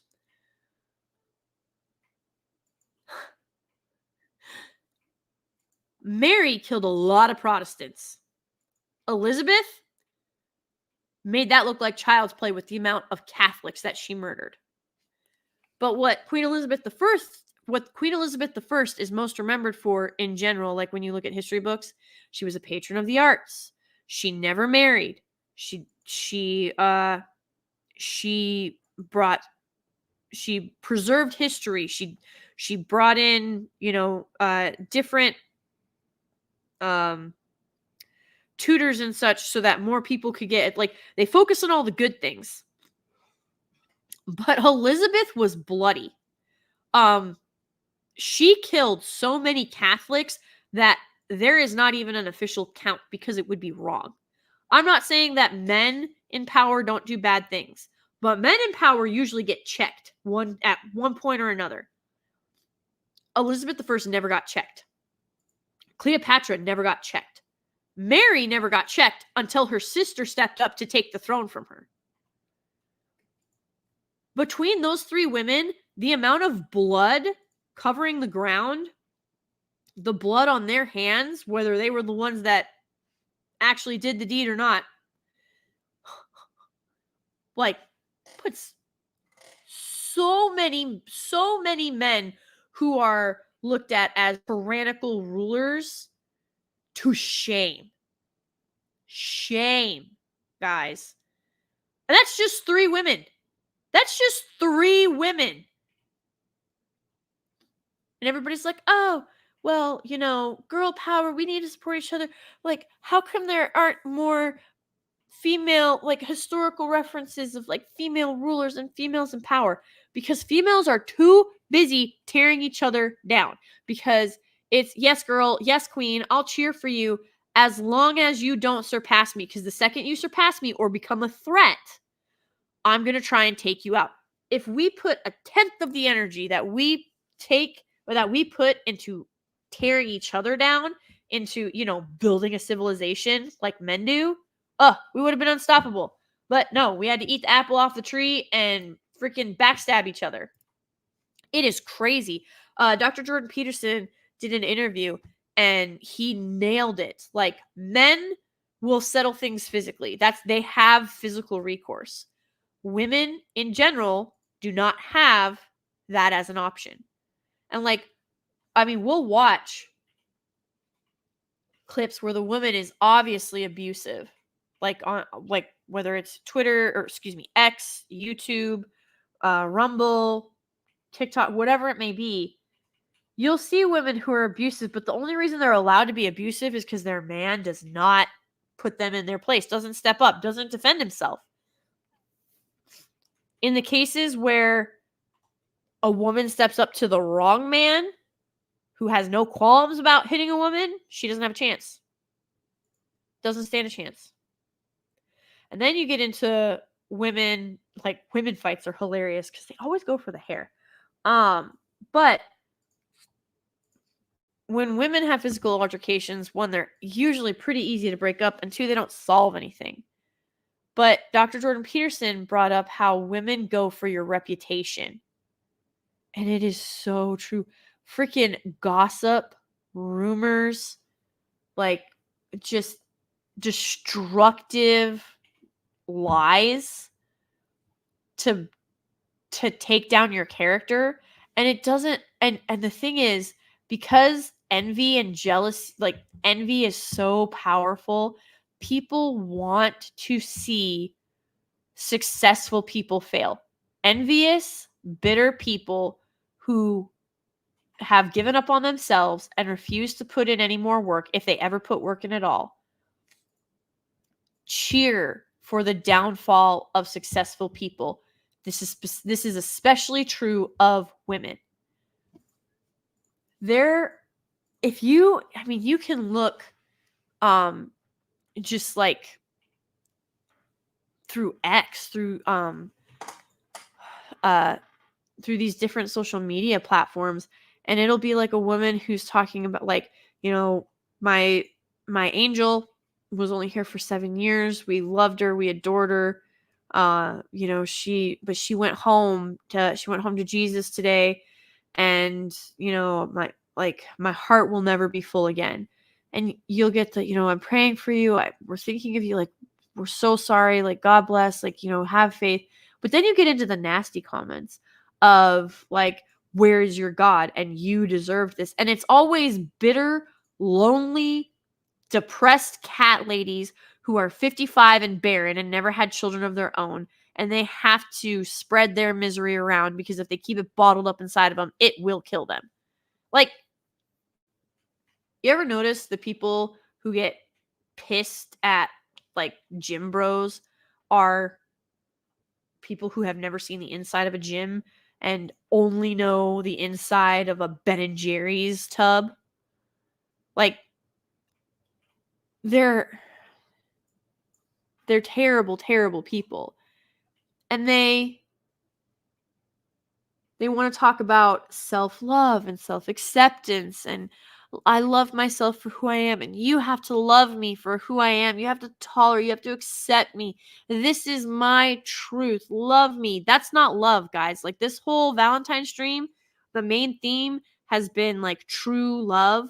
Lying to yourself about whether it's what you look like, what you're capable of, what you genuinely believe is going to do nothing but set you up for failure, because eventually those lies aren't going to be able to stack up. And the thing is, you're living in denial, but you don't care, because as long as you can keep these lies going, which is why these psychopaths want you, like, demand that you respect my pronouns. It's not because they want you to be tolerant. It's not because they want you to be open-minded. It's not because they want you to be more Christian and love all people. That's not what any of it is about. They need you to reinforce their delusion, because if you don't, they can't hide behind their own denial. That is literally the long and short of it. They need that reinforcement, because otherwise they have to deal with their own reflection, and they can't handle it. They have so much self-loathing and self-doubt, and that's why they want these raunchy, baseless, loveless sex scenes, because they do not want love in their life. Because regardless of the type of love it is, once you start embracing that and recognizing it and seeing what it can do for you, it leads to self-improvement. That is the natural end goal of love, is betterment, is striving for a better individual, is striving for a better you, because nobody is perfect. Nobody is untouchable. Nobody is the end all be all. But they have to tell themselves that they are, because if they don't, they can't handle the absolute horrific individual that they truly are. They don't appreciate themselves. They've not cultivated a skill or a passion or an interest or just basic knowledge. They think that purely because they exist, they should be heralded as these incredible individuals. And yes, we all have basic human rights. We are all endowed by the Creator with rights that cannot be stripped away from us. So everybody is on the same starting line. It's what you do with those things. It's how far you take them. It's how you involve yourself in them. And when you get wrapped up in this self-serving identitarianism that you project onto everyone else, and that you reject any dissent from, I mean, that is a recipe for disaster. And it's not true love. It's not anywhere close to true love. And it's certainly not self-love, which, I mean, vanity, if you take self-love too far, pride and vanity, you're definitely knocking on a empty shell of a human being, because those things are as hollow as it gets, for sure. Hayden75, thank you so much for the $50. Like, holy goodness, that, like, wow. Thank you very much for the $50. I don't have a soundboard or anything like crazy like that. So the best I can do is this. Death cannot stop true love. All it can do is delay it for a while. Thank you very much. Like, I genuinely appreciate it. So Hayden75 for 50 says, Lady Gravemaster, you're such a boss. Not a girl boss, just a boss. Thanks for everything you do. Ton of work behind the scenes. Much love to those hurting and hoping. The fellowship is here for you. Well, Hayden75, thank you so very much for those words. I appreciate you calling me just a boss, not a girl boss. I think that is some seriously toxic culture as well. Thank you so much, Hayden75. Like, that is truly humbling. I genuinely appreciate you. You guys make it all worth it. Like, the fellowship is incredible. You guys just blow me away every single day with your knowledge, your passion, your just incredible tenacity, your loyalty, and you guys are freaking hilarious too. Like, just, man, oh man, just giants among men for sure. I appreciate all of you so much. Oi, Maza, no mandarins. You do not get a mandarin. You on your own, bruh. I'll give you some grapes. That is a running joke between us. But yeah, it's crazy, because if you go into the Bible and you read, like, why did Satan rebel? Like, he had it so good. He was, he was the brightest angel. Like, literally his name meant morning star. Like, why would he give it all up? Because he was prideful. And he took a third of the angels with him. And he wanted adoration and subservience and blind devotion. He wanted those things to make himself feel good. God earned those things because he created everything. So Satan wanted what God had without having to do any of the work that God did. I mean, God spent 7 days, like 6 days working, and then on the 7th day he rested, because that's how much work it took, right? And people are always like, oh, well, 6 days, and you probably only think that the earth is, 50,000 years. No. First of all, God exists outside of time. So a day to God could be 1 billion years to us. Like, people, like, trying to put God in a box is such a human and prideful thing to do. It's insane to me. But because remember, God is the three omnis. He's omnipotent, omniscient, and omnipresent. He is in all places, knows all things, and is all powerful at all times.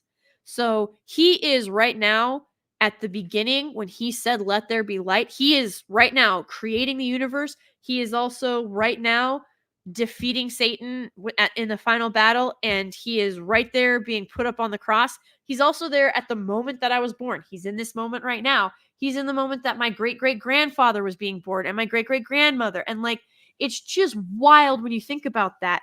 This all-powerful, all-knowing, all-present being. Like, we can't splinter ourselves that way. We can't splinter ourselves out that way. Satan can't splinter himself out that way. Yet he wanted everything God had without being capable of any of those things. and without doing any of the work that God did. It sounds very reminiscent of modern day culture where we want the fancy house, we want the fancy car, we want the fancy CEO suite, but we don't want to put in the 10, 12, 15, 20 years of experience and work and dedication and knowledge that it takes to get to those positions. We just expect it to be handed to us. And I say that because I think at one time or another, we've all had our moments of entitlement. We have all had them. Anybody who says otherwise is in denial and needs to do some soul searching. And like I said, nobody is perfect. But when you look at these individuals who think that, well, I have a 4-year degree from a $25,000 semester college, so I know more than these guys who have been doing this for 35 years. And how come I'm not being paid the same salary as these guys who've been doing it for 35 years? And that's not based in reality. Now, granted, I'm not saying that your labor and your knowledge is worth nothing, but it does not compare to the men and women who have been here 3.5, 2.5, even a half a decade longer than you. And, people are like, yeah, you gotta, you gotta cut your chops, you gotta cut your teeth, you gotta get, like, it goes beyond that. It's simply like function. It's the difference between being made aware of something and practical application of a situation. Like, you can be informed that pressing on someone's chest at a certain beat per minute will help keep them alive until paramedics get there. It's an entirely different situation when you are actually the one giving someone CPR and trying to keep them alive. Like, not everybody can perform CPR successfully. So for you to be like, oh yeah, I know about CPR. Okay, but have you ever had to perform it? Well, no, I haven't actually had to do it, but I could totally do it if I had to. Most people, I found this out, most people pass out at the sight of blood. So hopefully the person you're trying to give CPR to doesn't have like a gushing arm wound or a freaking sucking chest wound. God forbid. Like, shoot, even if you slice open your hand, that's a ton of blood right there. Yeah, you're not going to die from it necessarily, but that thing's going to bleed. Shoot, you get nicked on the forehead and it looks like you got gashed open. Those things bleed profusely. So to say that because you have this abstract knowledge of how things are supposed to work does not equate to actually being able to make things work. And there's no grace. And this is true, this is true both directions, from older generations to younger, but now very much younger to older. The lack of respect for elders is shocking. Like, the fact that you're not going to listen to the guy who has been doing this for 25, 30 years, who built the business, who innovated the business, and you're, holy crud, Hayden 75 with another 50. Oh my goodness. You are a madman, sir. A madman. Thank you so much. Happy Valentine's Day. Happy St. Valentine's Day. We went briefly over the legend of St. Valentine just a little bit ago at the beginning of the stream. But thank you so very much for the night. Hayden 75 says, God's 7 days is probably millions of years. Yep. We can't understand how time works for him, but you are doing his work today on levels of culture, but he would understand the importance of that if he was speaking to the apostles today. You're a boss. Hayden 75, you are humbling me to the core. thank you for the generosity. Thank you for your very kind words.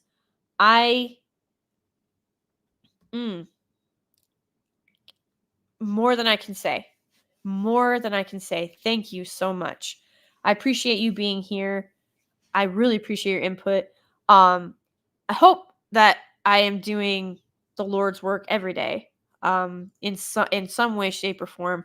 But I know there are going to be days that I fall short, and that's why I've got the good Lord, Jesus Christ, because I'd be in trouble without him. We all would. But yes, I'm going to touch on that, your very first point. God's 7 days are probably millions of years to us.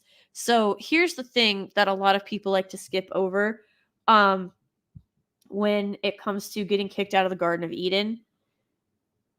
So Adam and Eve, when they got kicked out, it's not like God was like, all right, well, okay, you did this, so you gotta, move along now. No. They were violently ejected from the Garden of Eden. It shook the entire world. So it is entirely possible that between the time that Adam and Eve ate off of the tree of knowledge of good and evil, God wiped out the dinosaurs, so that Adam and Eve, who were now banished from the garden, and all humans were banished from the garden, could actually prosper on Earth, that they had now inherited because of their misdeeds. And what's crazy is, if you read it, if someone was to go hunting for the Garden of Eden, you would not make it. One, even if you got to the Garden of Eden, like even if you got through the different planes, because Eden, remember, the Garden of Eden is it's attached to heaven. It's between heaven and earth, like it's attached, right? But it's on its own sort of plane. It's not like on the outskirts of heaven. And that's, you got to get into the different choirs and stuff like that about all of these different things. Anyway, so when they got ejected from Eden, like the pathway was closed with a huge, massive boulder. And there is still, I believe it's cherubs. Oh man. But there's a flaming sword that guards the tree of life. So not only would you have to cross metaphysical planes, fight God knows how many demons and angels, you'd then have to deal with an immovable boulder that is guarded by a flaming sword. Like humans we don't get to go to the tree of life anymore. We were cut off from that. We went again. And honestly, Satan got cast into hell. We only got cast down to earth. Could have been a lot worse. Just saying. Now, granted, that's of course because we're different creations and God gave us free will and he promised to send us a savior, which is why we have all of these incredible things that we do. But like, if you just someone said, well, how come? I remember I was having this conversation. I was like, I would have loved to see like Indiana Jones try to find the Garden of Eden. And then I stopped and I thought about it, and I was like, except he'd never make it, and if he did, he would die. He would perish right there. So yeah, it's crazy when you actually get into the Bible and its lessons and quote unquote stories. And people are like, oh, it's so wildly outlandish. And I'm like, all-powerful being who created everything, or for the first, last, and only time in the history of science, you got trillions of somethings out of one nothing. I'm just saying. Just saying. And like, I love, there's some Christian comedians that I watch. I love when they're like, We came from nothing. Like it's the joke. Like if you're talking to an atheist, and it's like, oh, sounds like you're going back to your. So you're saying you're born from nothing, and when you die, you go to nothing. Well, it sounds like you're going back to where you came from, back to your creator. Yes, Nuke. Yeah, the flaming sword is still guarding the tree of life. You are not getting in. God was very much like, nope. Sorry. You wanted to eat off the tree of knowledge of, and that's the other thing. Like Adam and Eve weren't stupid. This is where I think a lot of the confusion comes in. They're like, so Adam and Eve just didn't know anything? No, Adam literally named every plant and animal. That's not what's up for debate. It was the knowledge of good and evil. And the thing is, if you look, there's this, the nihilists and the black pillars and the leftists, they'll be like, well, you gotta see evil, you gotta see, but you have to experience evil to truly appreciate and understand what good is. No, you don't. That is false. Just like when they say, like when you bring balance to the force, oh, it means there's balance between light and dark. No, the force, darkness was the dark side of the force, the Sith are the imbalance. That goes away, the force is balanced. It's not light and dark. It's absence of evil. You don't need to experience evil to be able to recognize it. Children who have no concept of, like bad people, like children and dogs, understand this. Incredible judges of character for the most part. If kids don't trust someone, like this goes beyond being shy. Like when they are genuinely terrified of somebody, you should listen to that instinct. Because we as adults, we've learned to sort of tamp that down because of manners and being polite and stuff like that. Kids don't have that. Kids are just like, I get a bad feeling. Dogs don't care. If a dog is, who is, especially one who's normally very friendly, is acting aggressive or defensive towards an individual, you should listen to that dog. Because even if they've been treated well their whole life, even if they've never been harmed by a human in their entire life, they can recognize evil without ever having to have experienced it. So when Adam and Eve ate off the tree, it wasn't just like everybody cuts off at the tree of knowledge. That's not what it was. It was the tree of knowledge of good and evil. So there was no evil. There was none. And Eve did not trust the serpent when it appeared to her. And yet she allowed herself to be persuaded. It was a choice. It was a decision. And when you're dishonest about that, like when people hear, oh, so God just wanted Adam and Eve to remain ignorant of everything. No. It was the knowledge of good and evil. Because you have to invite evil into your heart. Because God created paradise for Adam and Eve. And it wasn't until she allowed herself to be persuaded by Satan and then hide and lie to God about it. Because that's going to work. That they were ultimately kicked out. Like, it's just insane. But yeah, Soul Assassin. But again, Hayden75, thank you so much for the good night. Holy cow, folks. My goodness. I don't know what to do. This man has gone crazy. Another $50 from Hayden75. Sweet Jesus.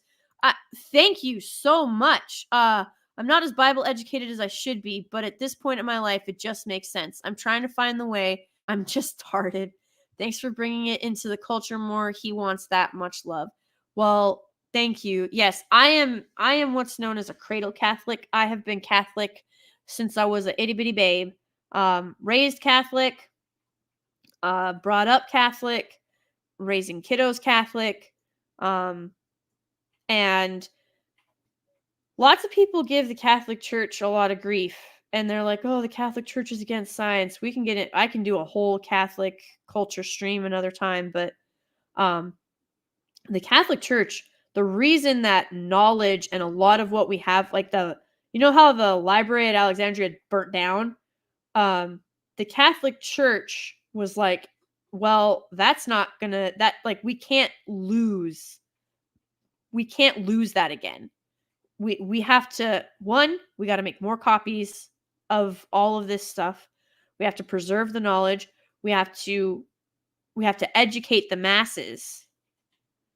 And we've got to explore and endeavor this world that God gave us so that we can take better care of it. So there's a pretty popular saying in the Catholic Church. I don't know about other Christian denominations, but it's science is the language that God uses to try to speak to us about how he did what he did. But we have our limitations. As much as I hate Indiana Jones and the Kingdom of the Crystal Skull, the scene where, and it's so funny to me that like the fact that they used aliens and they went to the Mayans and stuff, and I hate the line of, "Oh, that's not what God looks like, depends who your God is." What they did not realize in Indiana Jones and Kingdom of the Crystal Skull, when they brought that skull back, right? I forget how many aliens, there was like 11 or 12 aliens there in that circle. Even they were admitting that a hyper advanced alien race can't handle all the knowledge of the universe and has to split itself into, like, it has to be split among these 12 separate aliens, or they will literally die from knowledge overload. And what they were admitting right there is that these false gods, these aliens, are nowhere near, like, they can't compete with God, with the one true God, who is all-knowing, who is all-powerful, right? They didn't even realize that they admitted that these aliens were not as powerful as the living God. They didn't recognize that.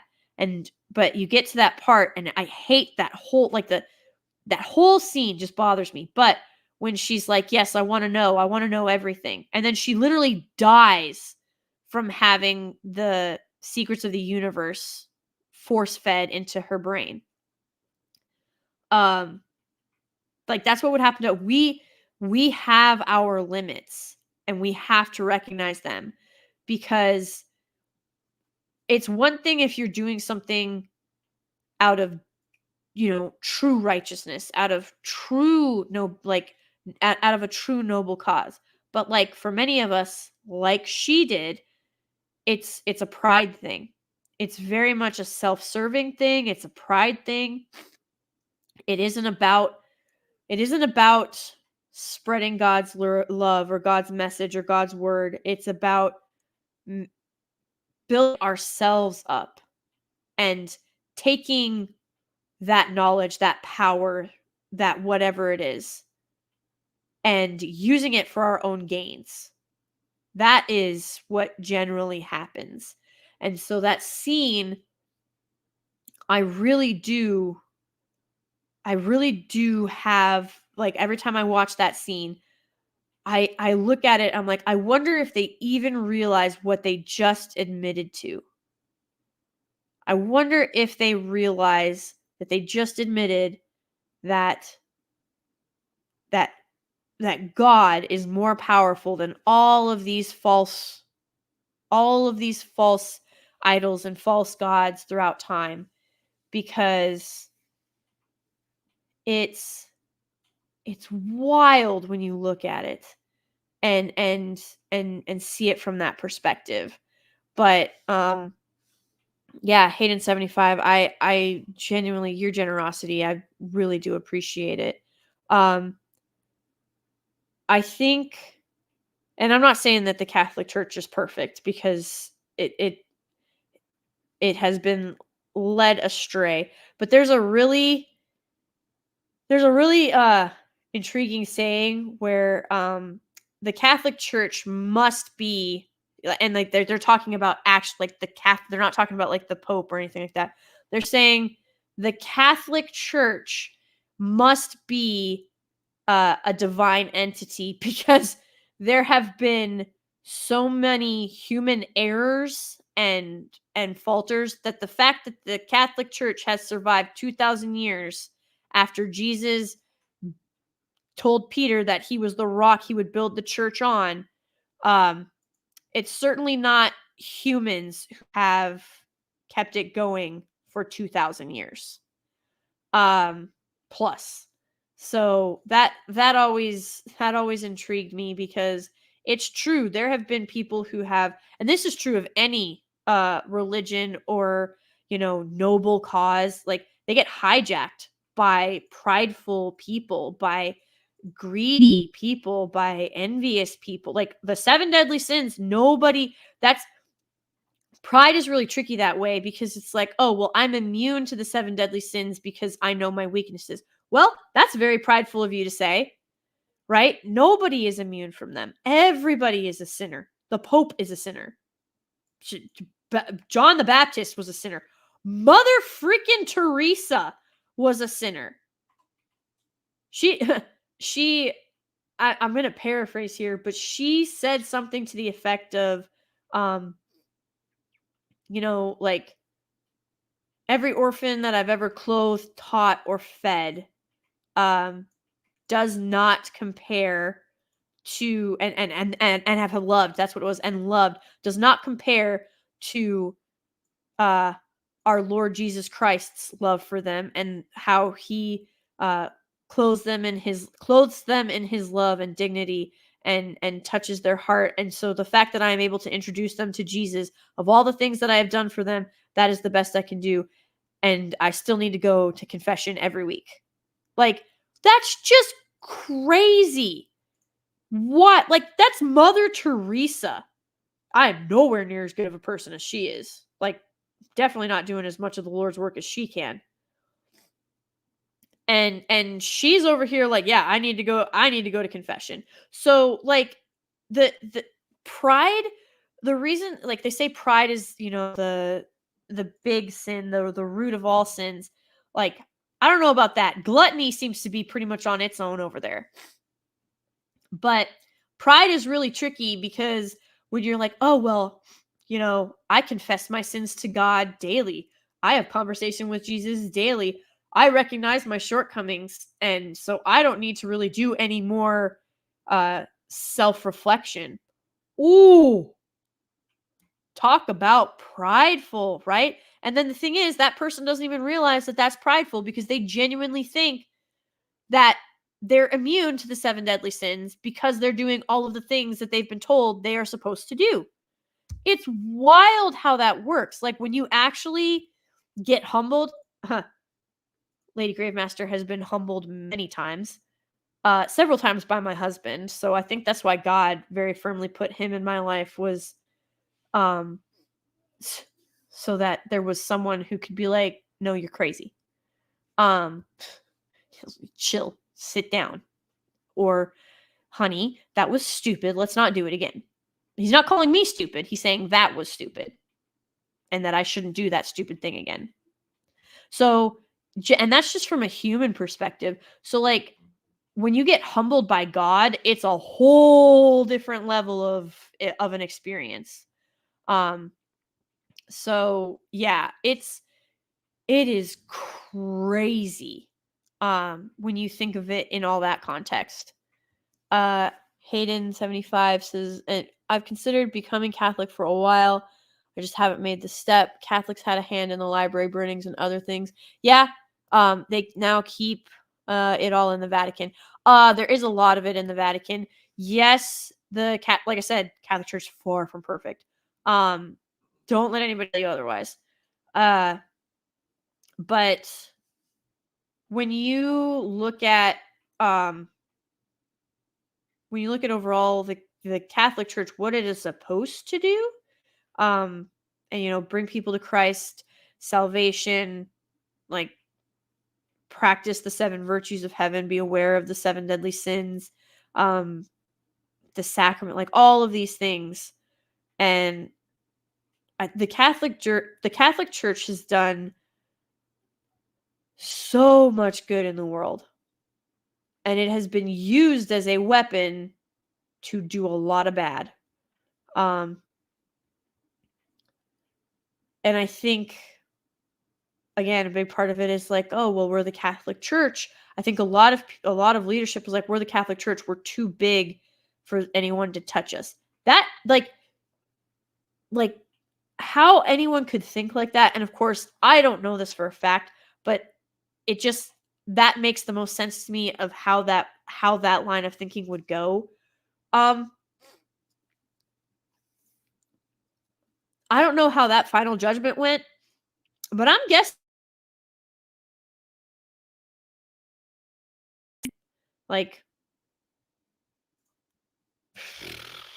whew, I have a really big problem.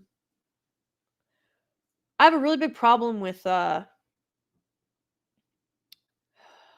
Christian grifters. I have a very big problem with them. I'm not saying everybody has to take a vow of poverty, but also, repent and get guaranteed into heaven for $9.99. It is no different than what the Catholic and Lutheran churches did when they were like, hey, if you do this, this, and this, we can almost guarantee you into heaven. Well, and then of course, so there was a time where people misinterpreted. They were like, oh, if I give enough gold, I can buy my way into heaven. Nobody can buy their way into heaven. And that's not what was actually said. What they said was, so it's tithing, right? They were like, hey, if you tithe so much, like Jesus calls you to do, like if you tithe so much to the church, you're fulfilling like an obligation, like a duty to what you have. And there's that parable in the Bible where you have these well-dressed rich individual, like these rich men and women. They're bringing all this gold and all these trinkets and all this wealth that they can spare. Like they have this to give. It's not really a big deal for them. They bring it to the temple and they make a big show of it. And then a woman who is dirty and in rags and is living on the streets, she gives her one and only coin as her offering. And she gets made fun of by these other temple goers. And then it's brought up. It's like, okay, well, that was everything she had. So who actually gave more? And you're just like, holy crap. Like, just, I get, every time I open up the Bible, and I am, for those of you that don't know, I teach 2nd and 3rd grade at a Christian school. So we go into theology, Christian history, Bible verses, stuff like that, Bible stories. Right now, our unit is on heroes and heroines of the Bible. And every time I crack open the Bible, I just get re-humbled and my mind gets blown again. I'm just like, oh, I forgot about this, or oh my gosh, I legitimately needed this or whatever. But it's crazy how much you can get humbled. And there's such good stories in there. Hollywood used to make good stories. You used to be able to make Christian stories. You really can't do that in mainstream Hollywood anymore. God forbid you have a strong male lead. So it's wild when you look around and you see, like, we'll go back to that study, all that gratuitous sex. Like it's crazy because there's less frontal nudity, like especially in the southern region. Like you'll still get the back shots, but not the frontal. There's less of that, but there's more gratuitous sex scenes. And you're like, why? And it's not, and they're not even silhouetted. Like, it's literally like you are watching the dude's back as they're humping, or you're watching the chick's back as they're humping, and you're like, dude, I don't want to see this. And that's what's mainstream now. I don't get it. It's not as good. It doesn't sell. I mean, that study proves it. The Gen Zers don't want it. I can speak for most millennials. We don't want it. So I don't know who they're making it for. Oh, Hayden75. First of all, you super chatted $150. If you want me to go on like a 25-minute religious endeavor, I would happily do that. You have been more than generous this evening.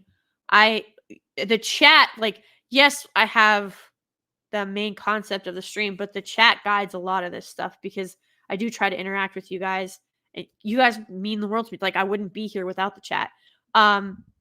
You don't have to apologize. I don't hide the fact that I'm Catholic, so I'm happy to talk about it because I think a big problem is we've divided separation of church and state, which, by the way, is nowhere in any document. You will find it in a letter, one letter, and people took that and ran with it, and they ran way too far with it. But now we've also got separation of like morality and escapism. And that is a problem because if your escapism is morally ambiguous, it will start to cloud your reality very dangerously. But no, by all means, don't ever feel the need to apologize. And you say you just wanted to learn and act how I should. It's something I struggle with. I'm gonna tell you right now, it's something we all struggle with. Genuinely. Like, I don't think there's any of us here that don't struggle daily. I mean, that is part of what we go through. The struggle is real for a reason. But I'm happy to answer questions to the best of my ability. I am so far from knowing everything. It's not even funny. But I can find answers for you, or I can point you to people who have the answers, or that I believe have the answers. And then hopefully you can grow from there and gain another level of understanding and some knowledge. Because, it's really important that if you have those doubts, if you have those questions, that you ask them and that you talk about them so that you can overcome them, because doubt is the devil whispering in your ear. And so if you leave that crack there, it's going to get wider and wider, and that chasm's going to grow, and you're going to feel further away from God and Jesus than you actually are.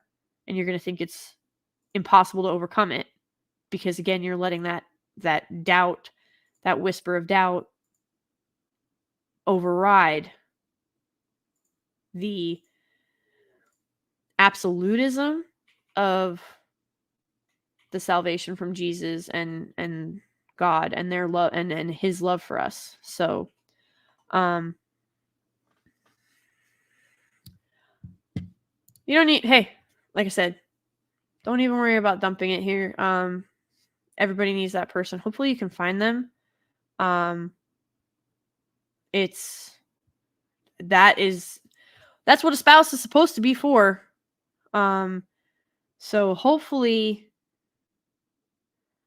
you can find that person. I'll be praying for you, Hayden75. I'll dedicate my rosary for you to be able to find that person. And then hopefully you can take more courageous and sure steps for yourself and be an example to others. Because I have found that the best examples for people to follow are the people who had to overcome very similar doubts or questions because they know how to do it, and they can share with others how they did it. It might not work for everybody, but it would be a very good starting point for many. Yes, our Constitution is meant for a moral and religious people. 100%. John Adams said that. And if we want to be a free people with liberty, we need God, something our current culture for the last many decades has tried to and effectively eroded. Yes, people seem to think that having a servant heart and being genuine and having love for your fellow man is a weakness. And in reality, it is why you are the strongest. Theoden King is immortalized in the fact that he looks at these insurmountable odds and he has faith in his people, he has faith in his sword, he has faith in himself, but also he recognizes that if this is going to be his last stand, then he won't die on their terms. He will not cower in a corner. He will take the fight to them and stomp them out, as many as he can. So it's, we've not had the luxury of true love for a long time. Like, like those clips that I shared before, to have that, to have the level of devotion and loyalty and commitment and trust, it is so rare. And so when you see it, you almost have to suspend disbelief further than just about anything else, because you're at this point now where you're just being force-fed e-thoughts and gold diggers and, like I said, people with the attention span of a half-dead goldfish. And all you see constantly that you're berated with are people who don't understand or don't care about loyalty. It doesn't mean anything to them, or they have such a skewed vision or version of it that it's not real. It's not genuine. And that's why, so I always I always slam this down when they're like, you're Christian, you're not supposed to judge. No, that isn't what it is said. What it says is you are supposed to judge with discernment, and you are supposed to judge against God's measure, not your own. So that means you have to look at someone's actions and say, okay, how has God instructed us to behave or act in this way, in this manner, in this situation? How have we been told, how has he instructed us this way? And then you say, well, this is morally unacceptable. This is morally unjust. This is downright evil, or this is morally aligned with how God has told us to live our lives. That is a far different thing than well, I know that I eat a lot and that I'm kind of heavy, but at least I'm not as fat as that other person. That's what he's talking. That is, first of all, that is rationalizing and minimizing the consequences of your own actions and your own sin. So what you are doing is you are trying to find a sin that you believe is greater than your own to be able to hide behind with your own sin. And that then you is like, oh, well, I don't really have to work on myself until I get to that stage because I'm not as bad as that person is. That is so disingenuous, but it is how so many people think and act, and they still have the audacity to call themselves Christians or moral or just, or that they're I'm so open-minded or I'm so tolerant. I'm not like that other person over there. Like, nah, no, you're worse because you are you are minimalizing just how awful your sin is. So you're now lying to yourself and you're putting yourself on a pedestal, which is pride. So if you're indulging, like if you are, what is it? Lust, gluttony, wrath, sloth, vanity, pride, and greed. If you're acting on greed, if you're acting on your lust, if you're acting on your sloth, like if you don't get off the couch for 4 days, but let's say those 4 days are in between, like, so my uncle growing up, he was a deep sea welder. I never understood. I was really confused why he slept so much when he was at home because he'd be gone for like a month. And then he'd come home for 2 weeks. And those first like 4 or 5 days, he was asleep. And I never understood it.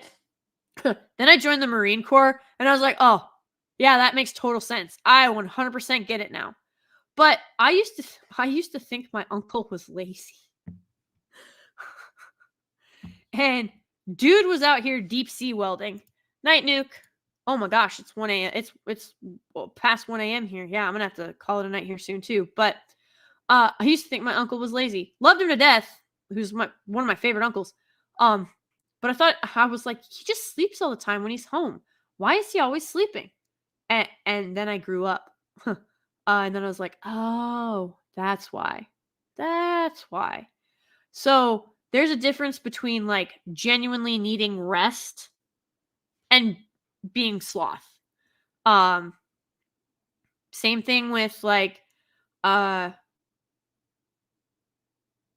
gosh, what was it? Michael Phelps, when he was actually competing and was at the Olympics, that man consumed something like 18 to 20,000 calories a day. Okay? That would normally be gluttony for just about anybody else, but he actually needed those calories because of just how insane his workouts and his practice and his training was. He needed those calories. The average person does not need to be consuming 18,000 calories a day, 10,000 calories a day. Frick, most of us don't need 3,000 calories a day. So, yes, it very much depends on the context. There is a difference between needing actual caloric fuel and, eating McDonald's 3 meals a day, 6 days a week. And the other day is when you go to IHOP with your family because it's Sunday and you want to have like a Sunday family meal or whatever, which is insane to me because usually you all had like a Sunday family dinner because church was however many hours. You had to prep everything the day before, so everybody prepped parts of stuff and then everybody got together and ate that night. But I digress.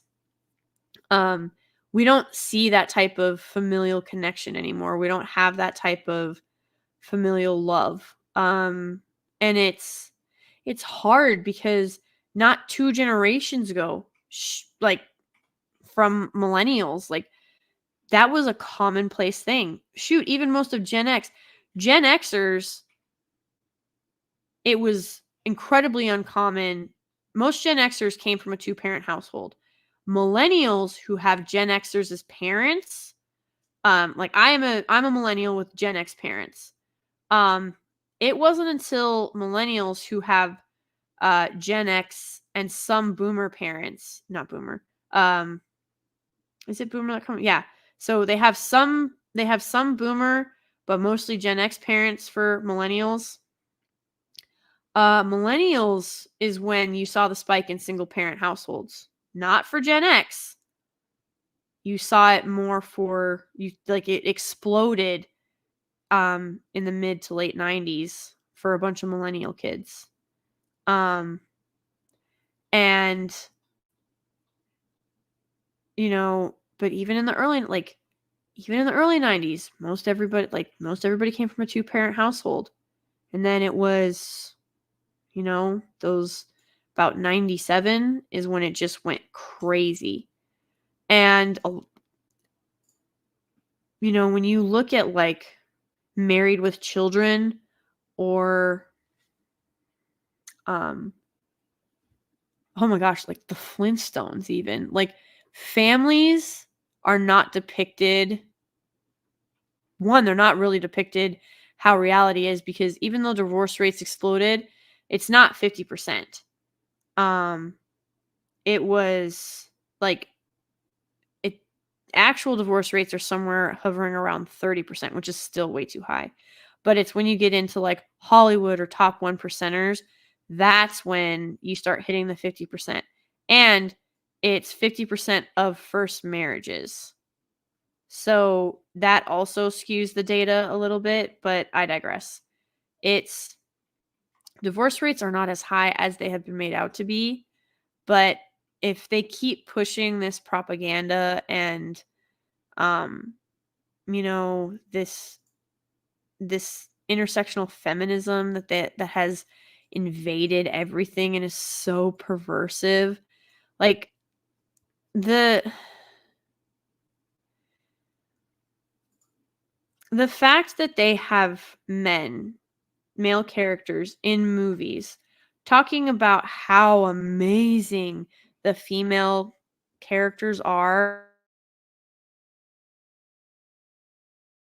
the clout that the writers want them to have, is probably the most patronizing thing that could possibly be done, and is super anti-feminist, but they don't see it that way. Like the lack of self-awareness is mind-boggling. But then you watch these shows that they produce, and like Madam Web or She-Hulk or Halo, and you're like, oh my god, they don't have situational awareness, they don't have self-awareness, and they have no life experience.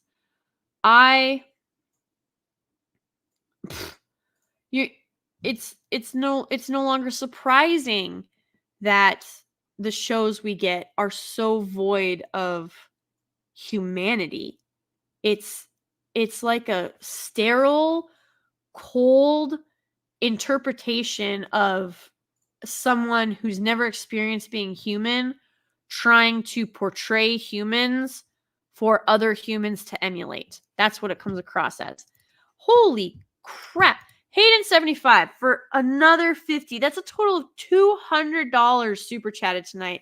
My goodness. Thank you so much, Hayden75. And I appreciate all the super chats. We've had fantastic conversations off of them.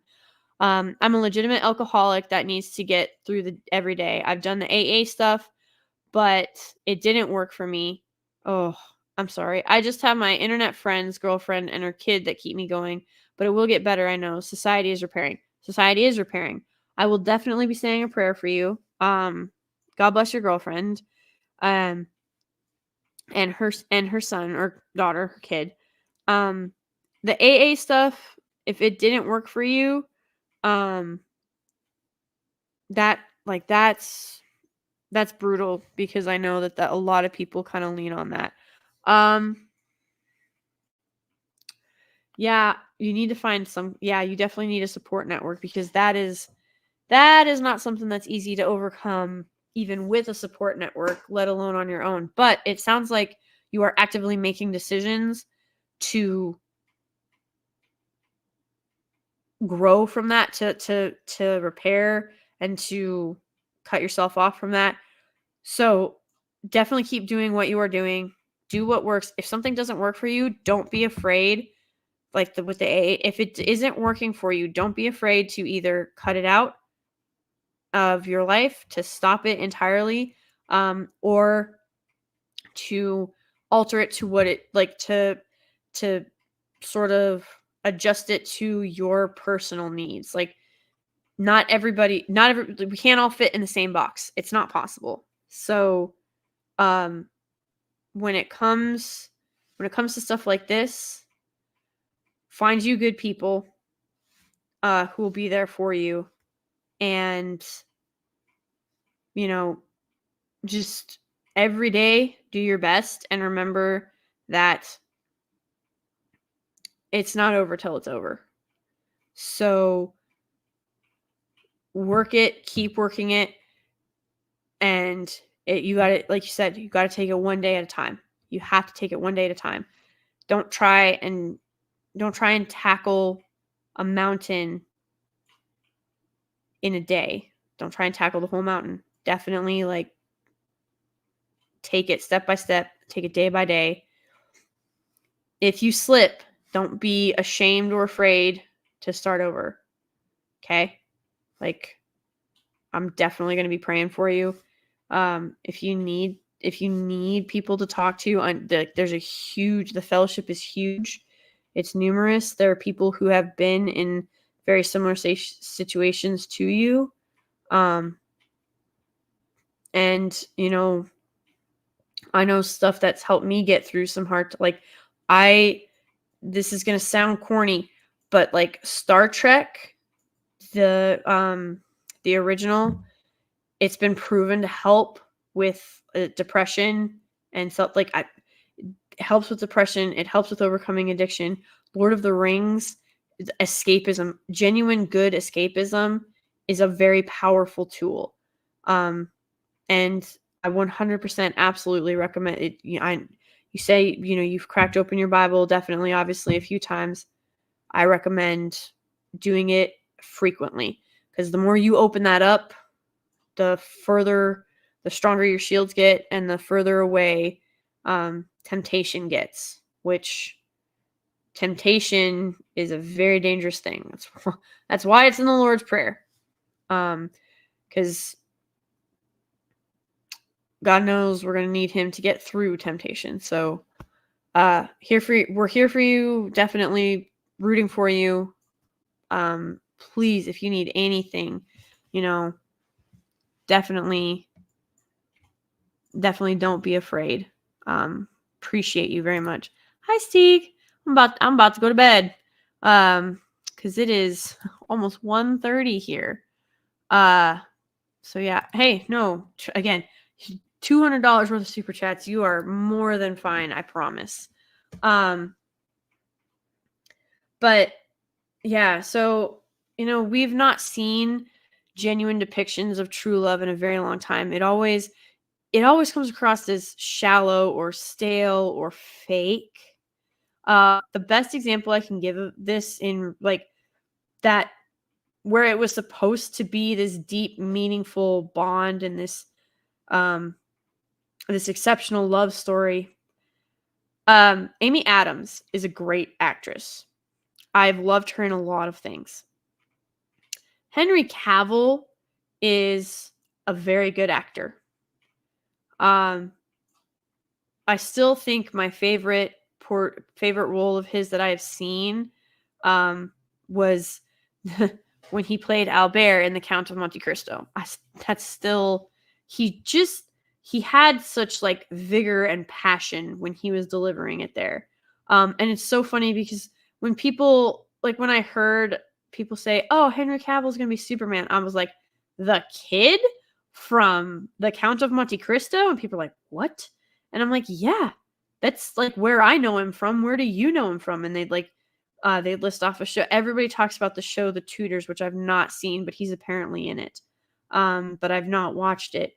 My second favorite role from Henry Cavill would be The Man from U.N.C.L.E., which was obviously his proof that he could play James Bond.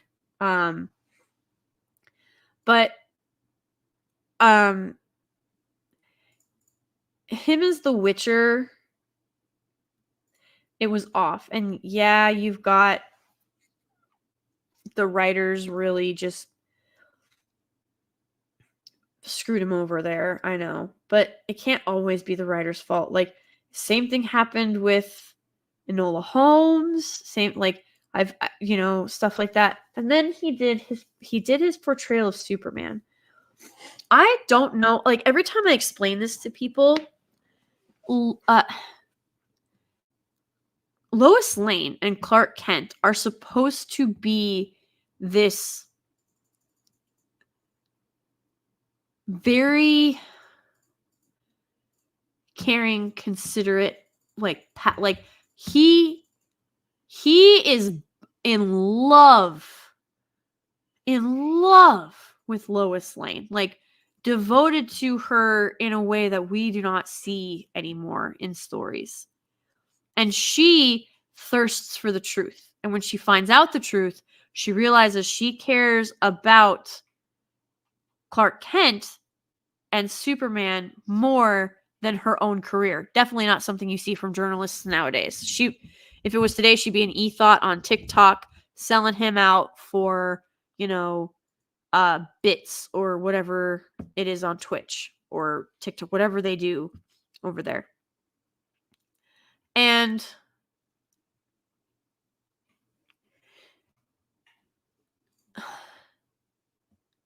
I already didn't care for the darker depiction of Superman, but when Henry Cavill and Amy Adams are supposed to be having these like epic, like these epic kisses, or like the epic review, like this is who I am, and like these very emotional, very powerful, connected moments, it did not come across. It didn't come across that way.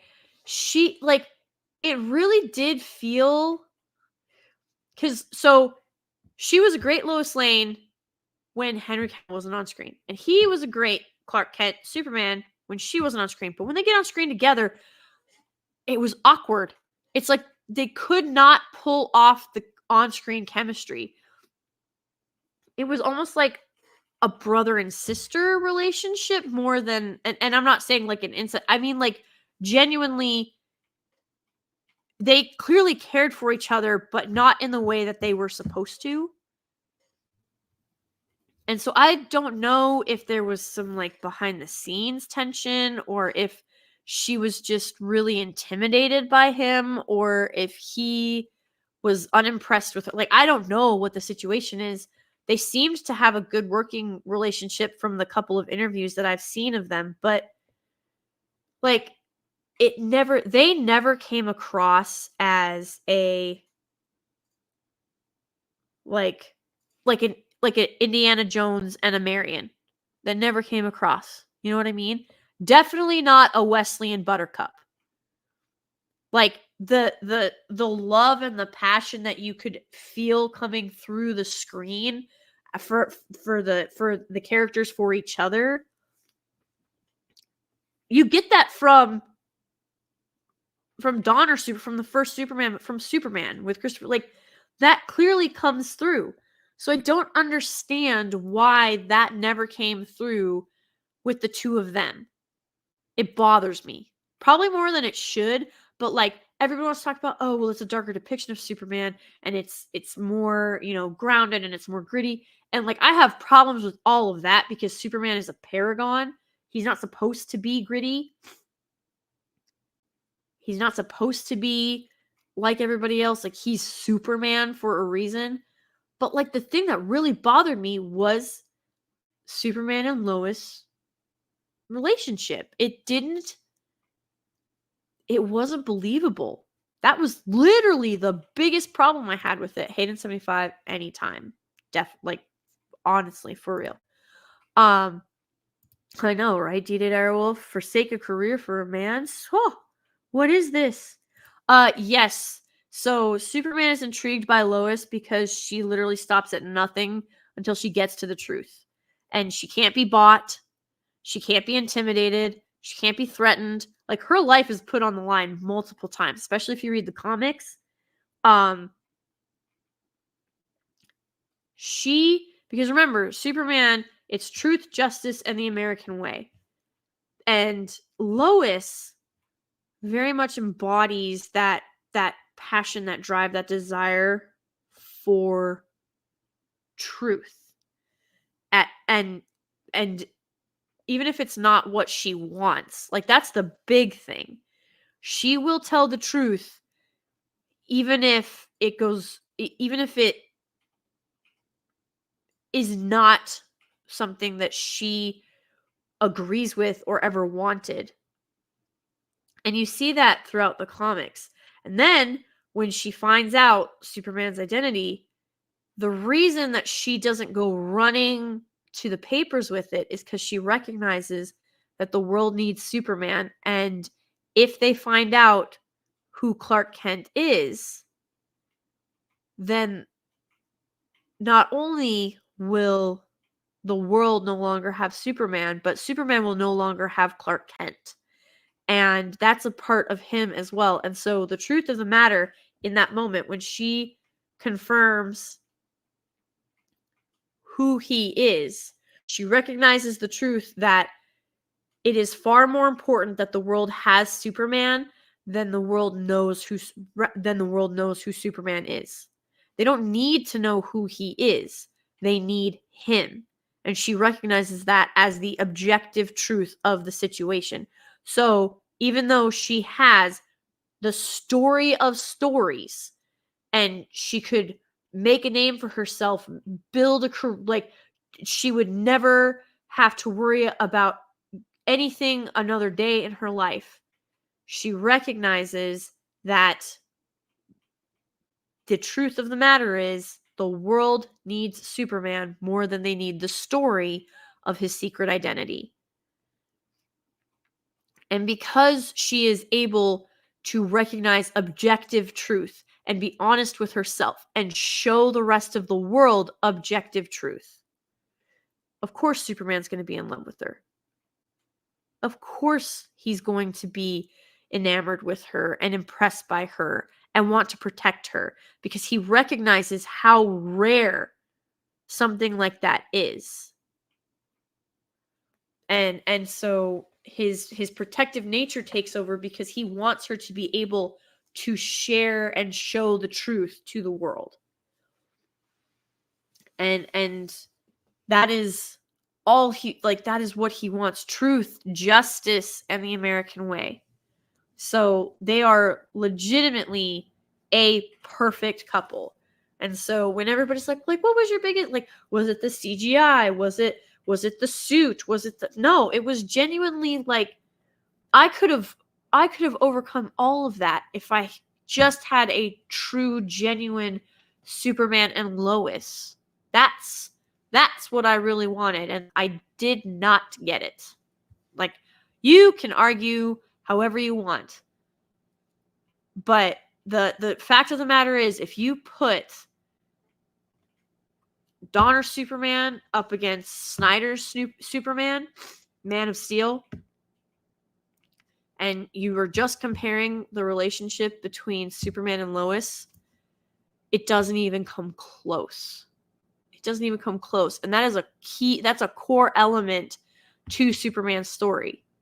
So without it, I mean, you are missing basically an artery of the entire story, of the entire process. And that gets back into, again, writers, directors, they're either too scared or no longer have any idea of what true love actually is and the different ways to portray it.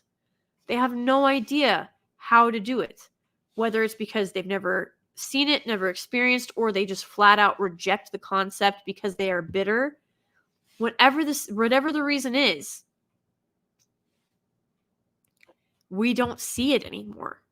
It's all lust. It's not love of any form. And it's just heartbreaking because you have talented individuals who could deliver on these things, who could deliver very well on these things. And movies could be making money hand over fist. I mean, just shut up and take my money. But they won't do it. And it's because they the only people that they don't care about offending are the very people who are their bread and butter. The very people that they're not afraid of running off are the very people who have been literally filling their parks and buying their merch and going to their films and watching and watching the television shows and doing the fan art and the collecting and all of these other the cosplaying, all of this stuff. Those are the people that all of these companies, specifically Disney, want to burn. They don't care, which makes no sense because that's who built your IP into the profitability that it is. And you are literally lighting a match and chucking it at all of them after you've doused them in kerosene. It's insane. Like, just make a good movie.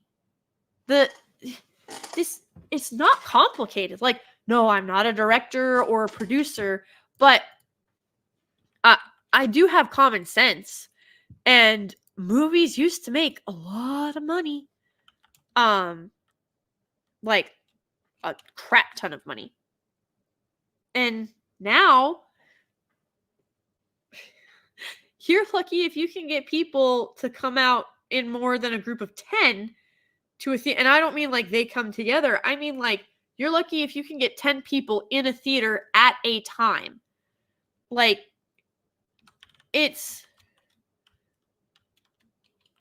mind-blowing. There's a scene, I love it. It's from The Mummy, 1999. The only one that matters. But like Rick is walking up to Winston and he's like and Winston is this old RAF pilot who's still in Egypt and he wants to die like his comrades did and whatnot, but Rick walks up to him and they're just like, so what does this have to do with Her Majesty's Royal Air Force? And Rick's like, nothing. And Winston's like, is it dangerous? Well, he probably won't live through it. He's like, well, what's the mission, right? And he's literally like, kill the bad guy, rescue the damsel in distress, save the world. Like, that's it. There you go. Just repeat that formula ad nauseum. Do it well. Like, here's the thing. People want to make fun of one-trick ponies. Those people are also called experts. Like, I know we like to tout that around in Hollywood. So when you want to insult somebody, you call them a one-trick pony. But when you want to build somebody up, you say they are a subject matter expert. See how words have meaning and how they can paint different ideas in your head? So it's hilarious to me that they're going to mock, subject matter experts or one-trick pony. That's all you need. Like, it's if you can take a recipe or a formula and you stick to that basic formula, but you do it well, you're golden. You are golden. Kill the bad guy, rescue the damsel in distress, save the world. Do you know how many stories you can tell around that formula?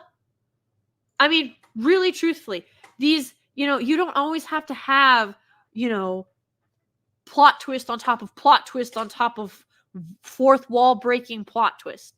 Sometimes, if you just tell a good story, that's all anybody needs. Like, you can have freaking perfect example is Tenet. Christopher Nolan came out and was like, you're not supposed to understand it. You're not supposed, like, what? What do you mean? Like, you don't want people to understand your movie?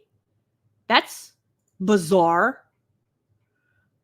And then you have what's the one? Inception.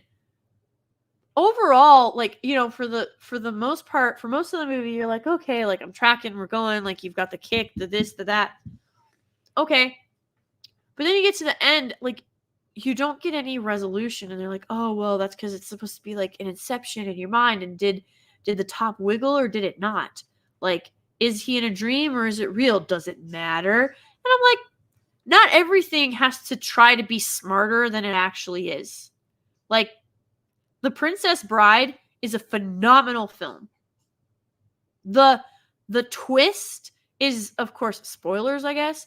Heads up if you've never read or watched the movie. Wesley's still alive. Wesley became the Dread Pirate Roberts. That is far different than I'm a double agent. Actually, I'm a triple agent. Actually, I'm a double, quadruple, double bypass agent. Like, whatever. It bothers me because you're putting inane, unnecessary, ridiculous, unbelievable, and not the good kind of unbelievable plot twists into your movie simply for the sake of having a plot twist. It's ridiculous. I have a genuine problem with it, for sure, because there's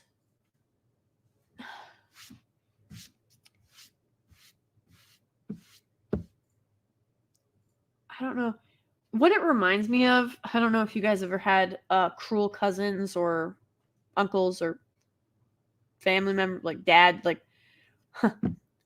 have you guys ever had like a present that was wrapped up in duct tape, like layers and layers and layers of duct tape and bubble wrap and more duct tape and then packing tape and then packing peanuts and then more bubble wrap and then duct tape and then string, and you're unraveling and you're unraveling and it's getting smaller and smaller and smaller, and you're like, okay, well, this must be like something really good or something like, you know, you're putting in all this effort to get to whatever it is inside, and then it's like one of those fart spray bottles, and they're like, ha ha ha, like, you know, gag gift, ha ha.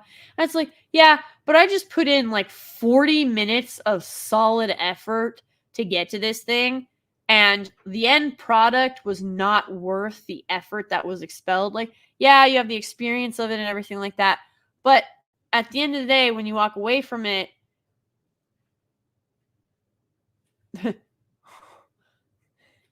the prize was not worth the level of torture that you went through to get through all of those ridiculous layers.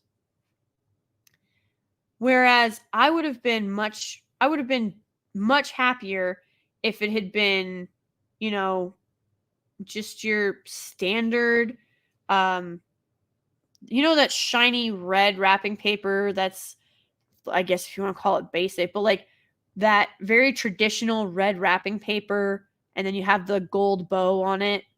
I would have been much happier if it was the traditional red wrapping paper with the golden bow. All you have to do is like either untie the bow or just snip a side of it. You lift the top of the box off, and inside you have, you know, a family photo album of all these pictures that you thought were lost or that you never were going to have time to assemble yourself or put together, or pictures you didn't even know existed of you and, you know, your kids, or of your childhood, or of your spouse or your grandparents, or whatever the case may be. It's such an incredible gift that you almost feel like you are being spoiled, because like the amount of effort to get this gift was, you know, nothing, wasn't anything over the top, and yet you have this incredible heirloom that is going to be able to be enjoyed by you and by other members of your family, including your own children and grandchildren, great-grandchildren, great-great-grandchildren, if you're blessed to live that long, over and over and over and over again. So I would much rather my story be something like that than a J.J. Abrams nothing mystery box through all of these complex layers trying to pretend it's smarter than it actually is. Because when you actually crack it open and you see what's there, it was literally all a farce. So you actually feel cheated as opposed to humbled and appreciative. That is a huge difference. So you're talking about Wicked. I've seen the Broadway show. When I saw the Broadway show, first of all, those people were incredibly talented. The music in Wicked is phenomenal. However, even when I saw it live on Broadway in New York City, I hate sympathetic villain arc. The Wicked Witch of the West is the Wicked Witch of the West. She's evil. She's wicked. I have the same problem with Cruella de Vil. Her name is literally Cruel Devil. Like, when you actually look at these villains, you know, J.R. Tolkien, he said it best, like, humans do not mind genuine evil as long as it doesn't win. As long as there is someone to overcome it and to bring back the light. But it's the constant nihilism that's getting really old. And I'm sick of seeing a sympathetic villain. Not all villains are sympathetic. I can't believe I'm going to quote The Dark Knight.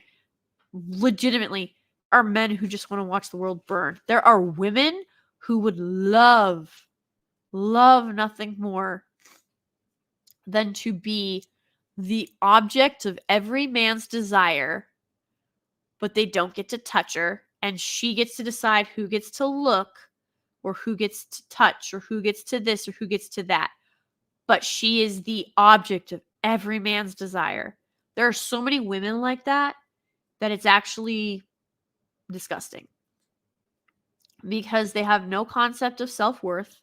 They have no idea what it means to be genuinely valued and appreciated for who they are, because they are seeking quantity of not even affection, but like just quantity of attention over quality of affection.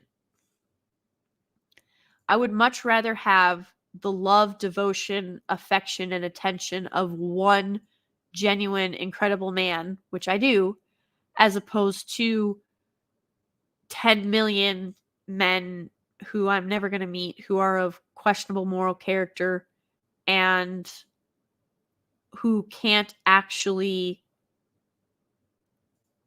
be present, if that makes sense. So I had a coach who I'll never forget. He was also my math teacher, but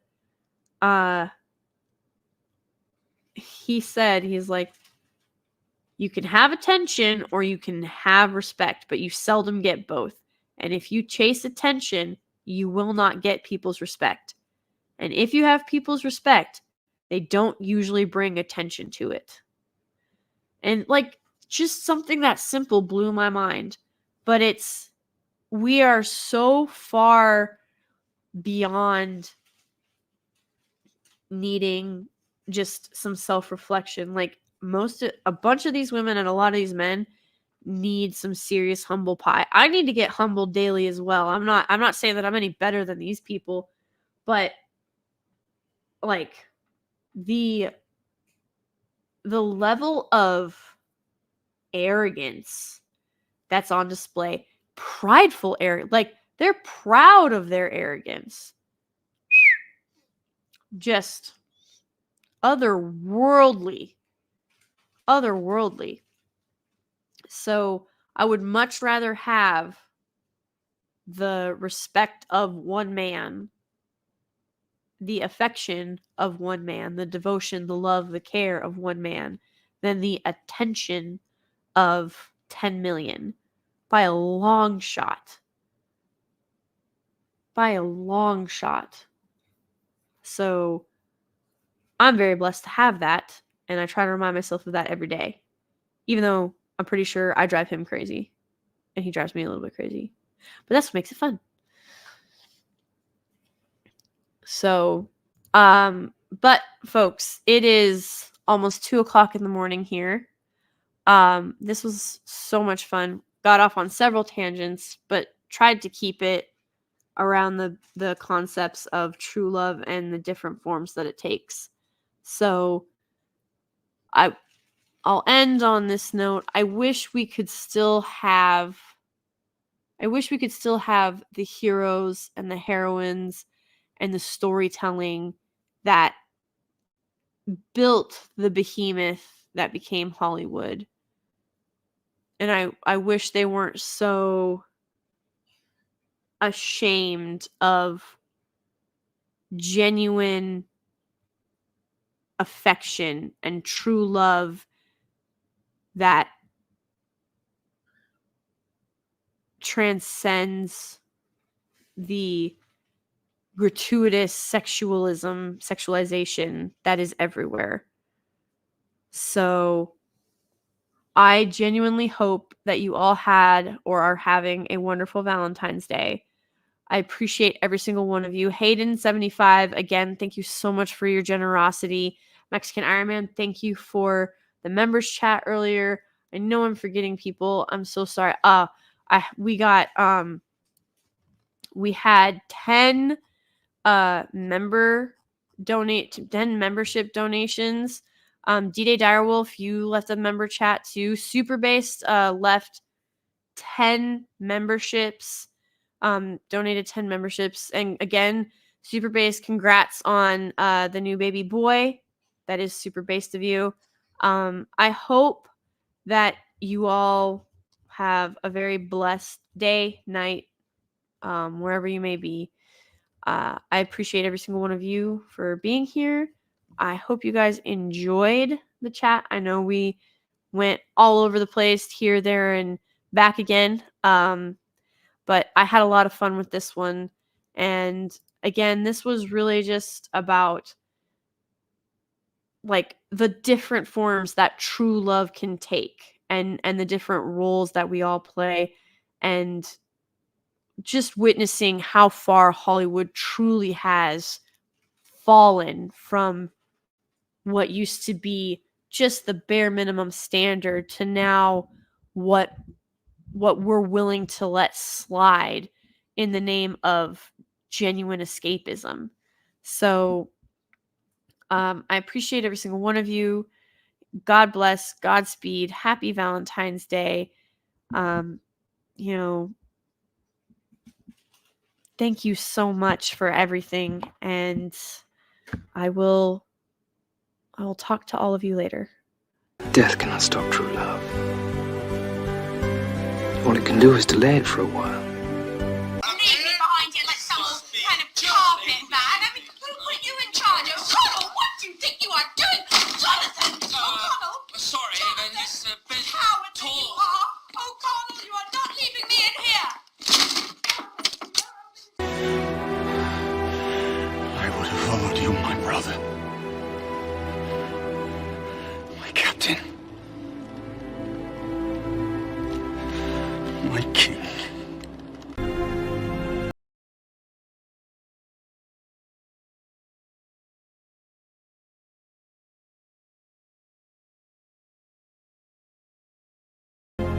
So help me God.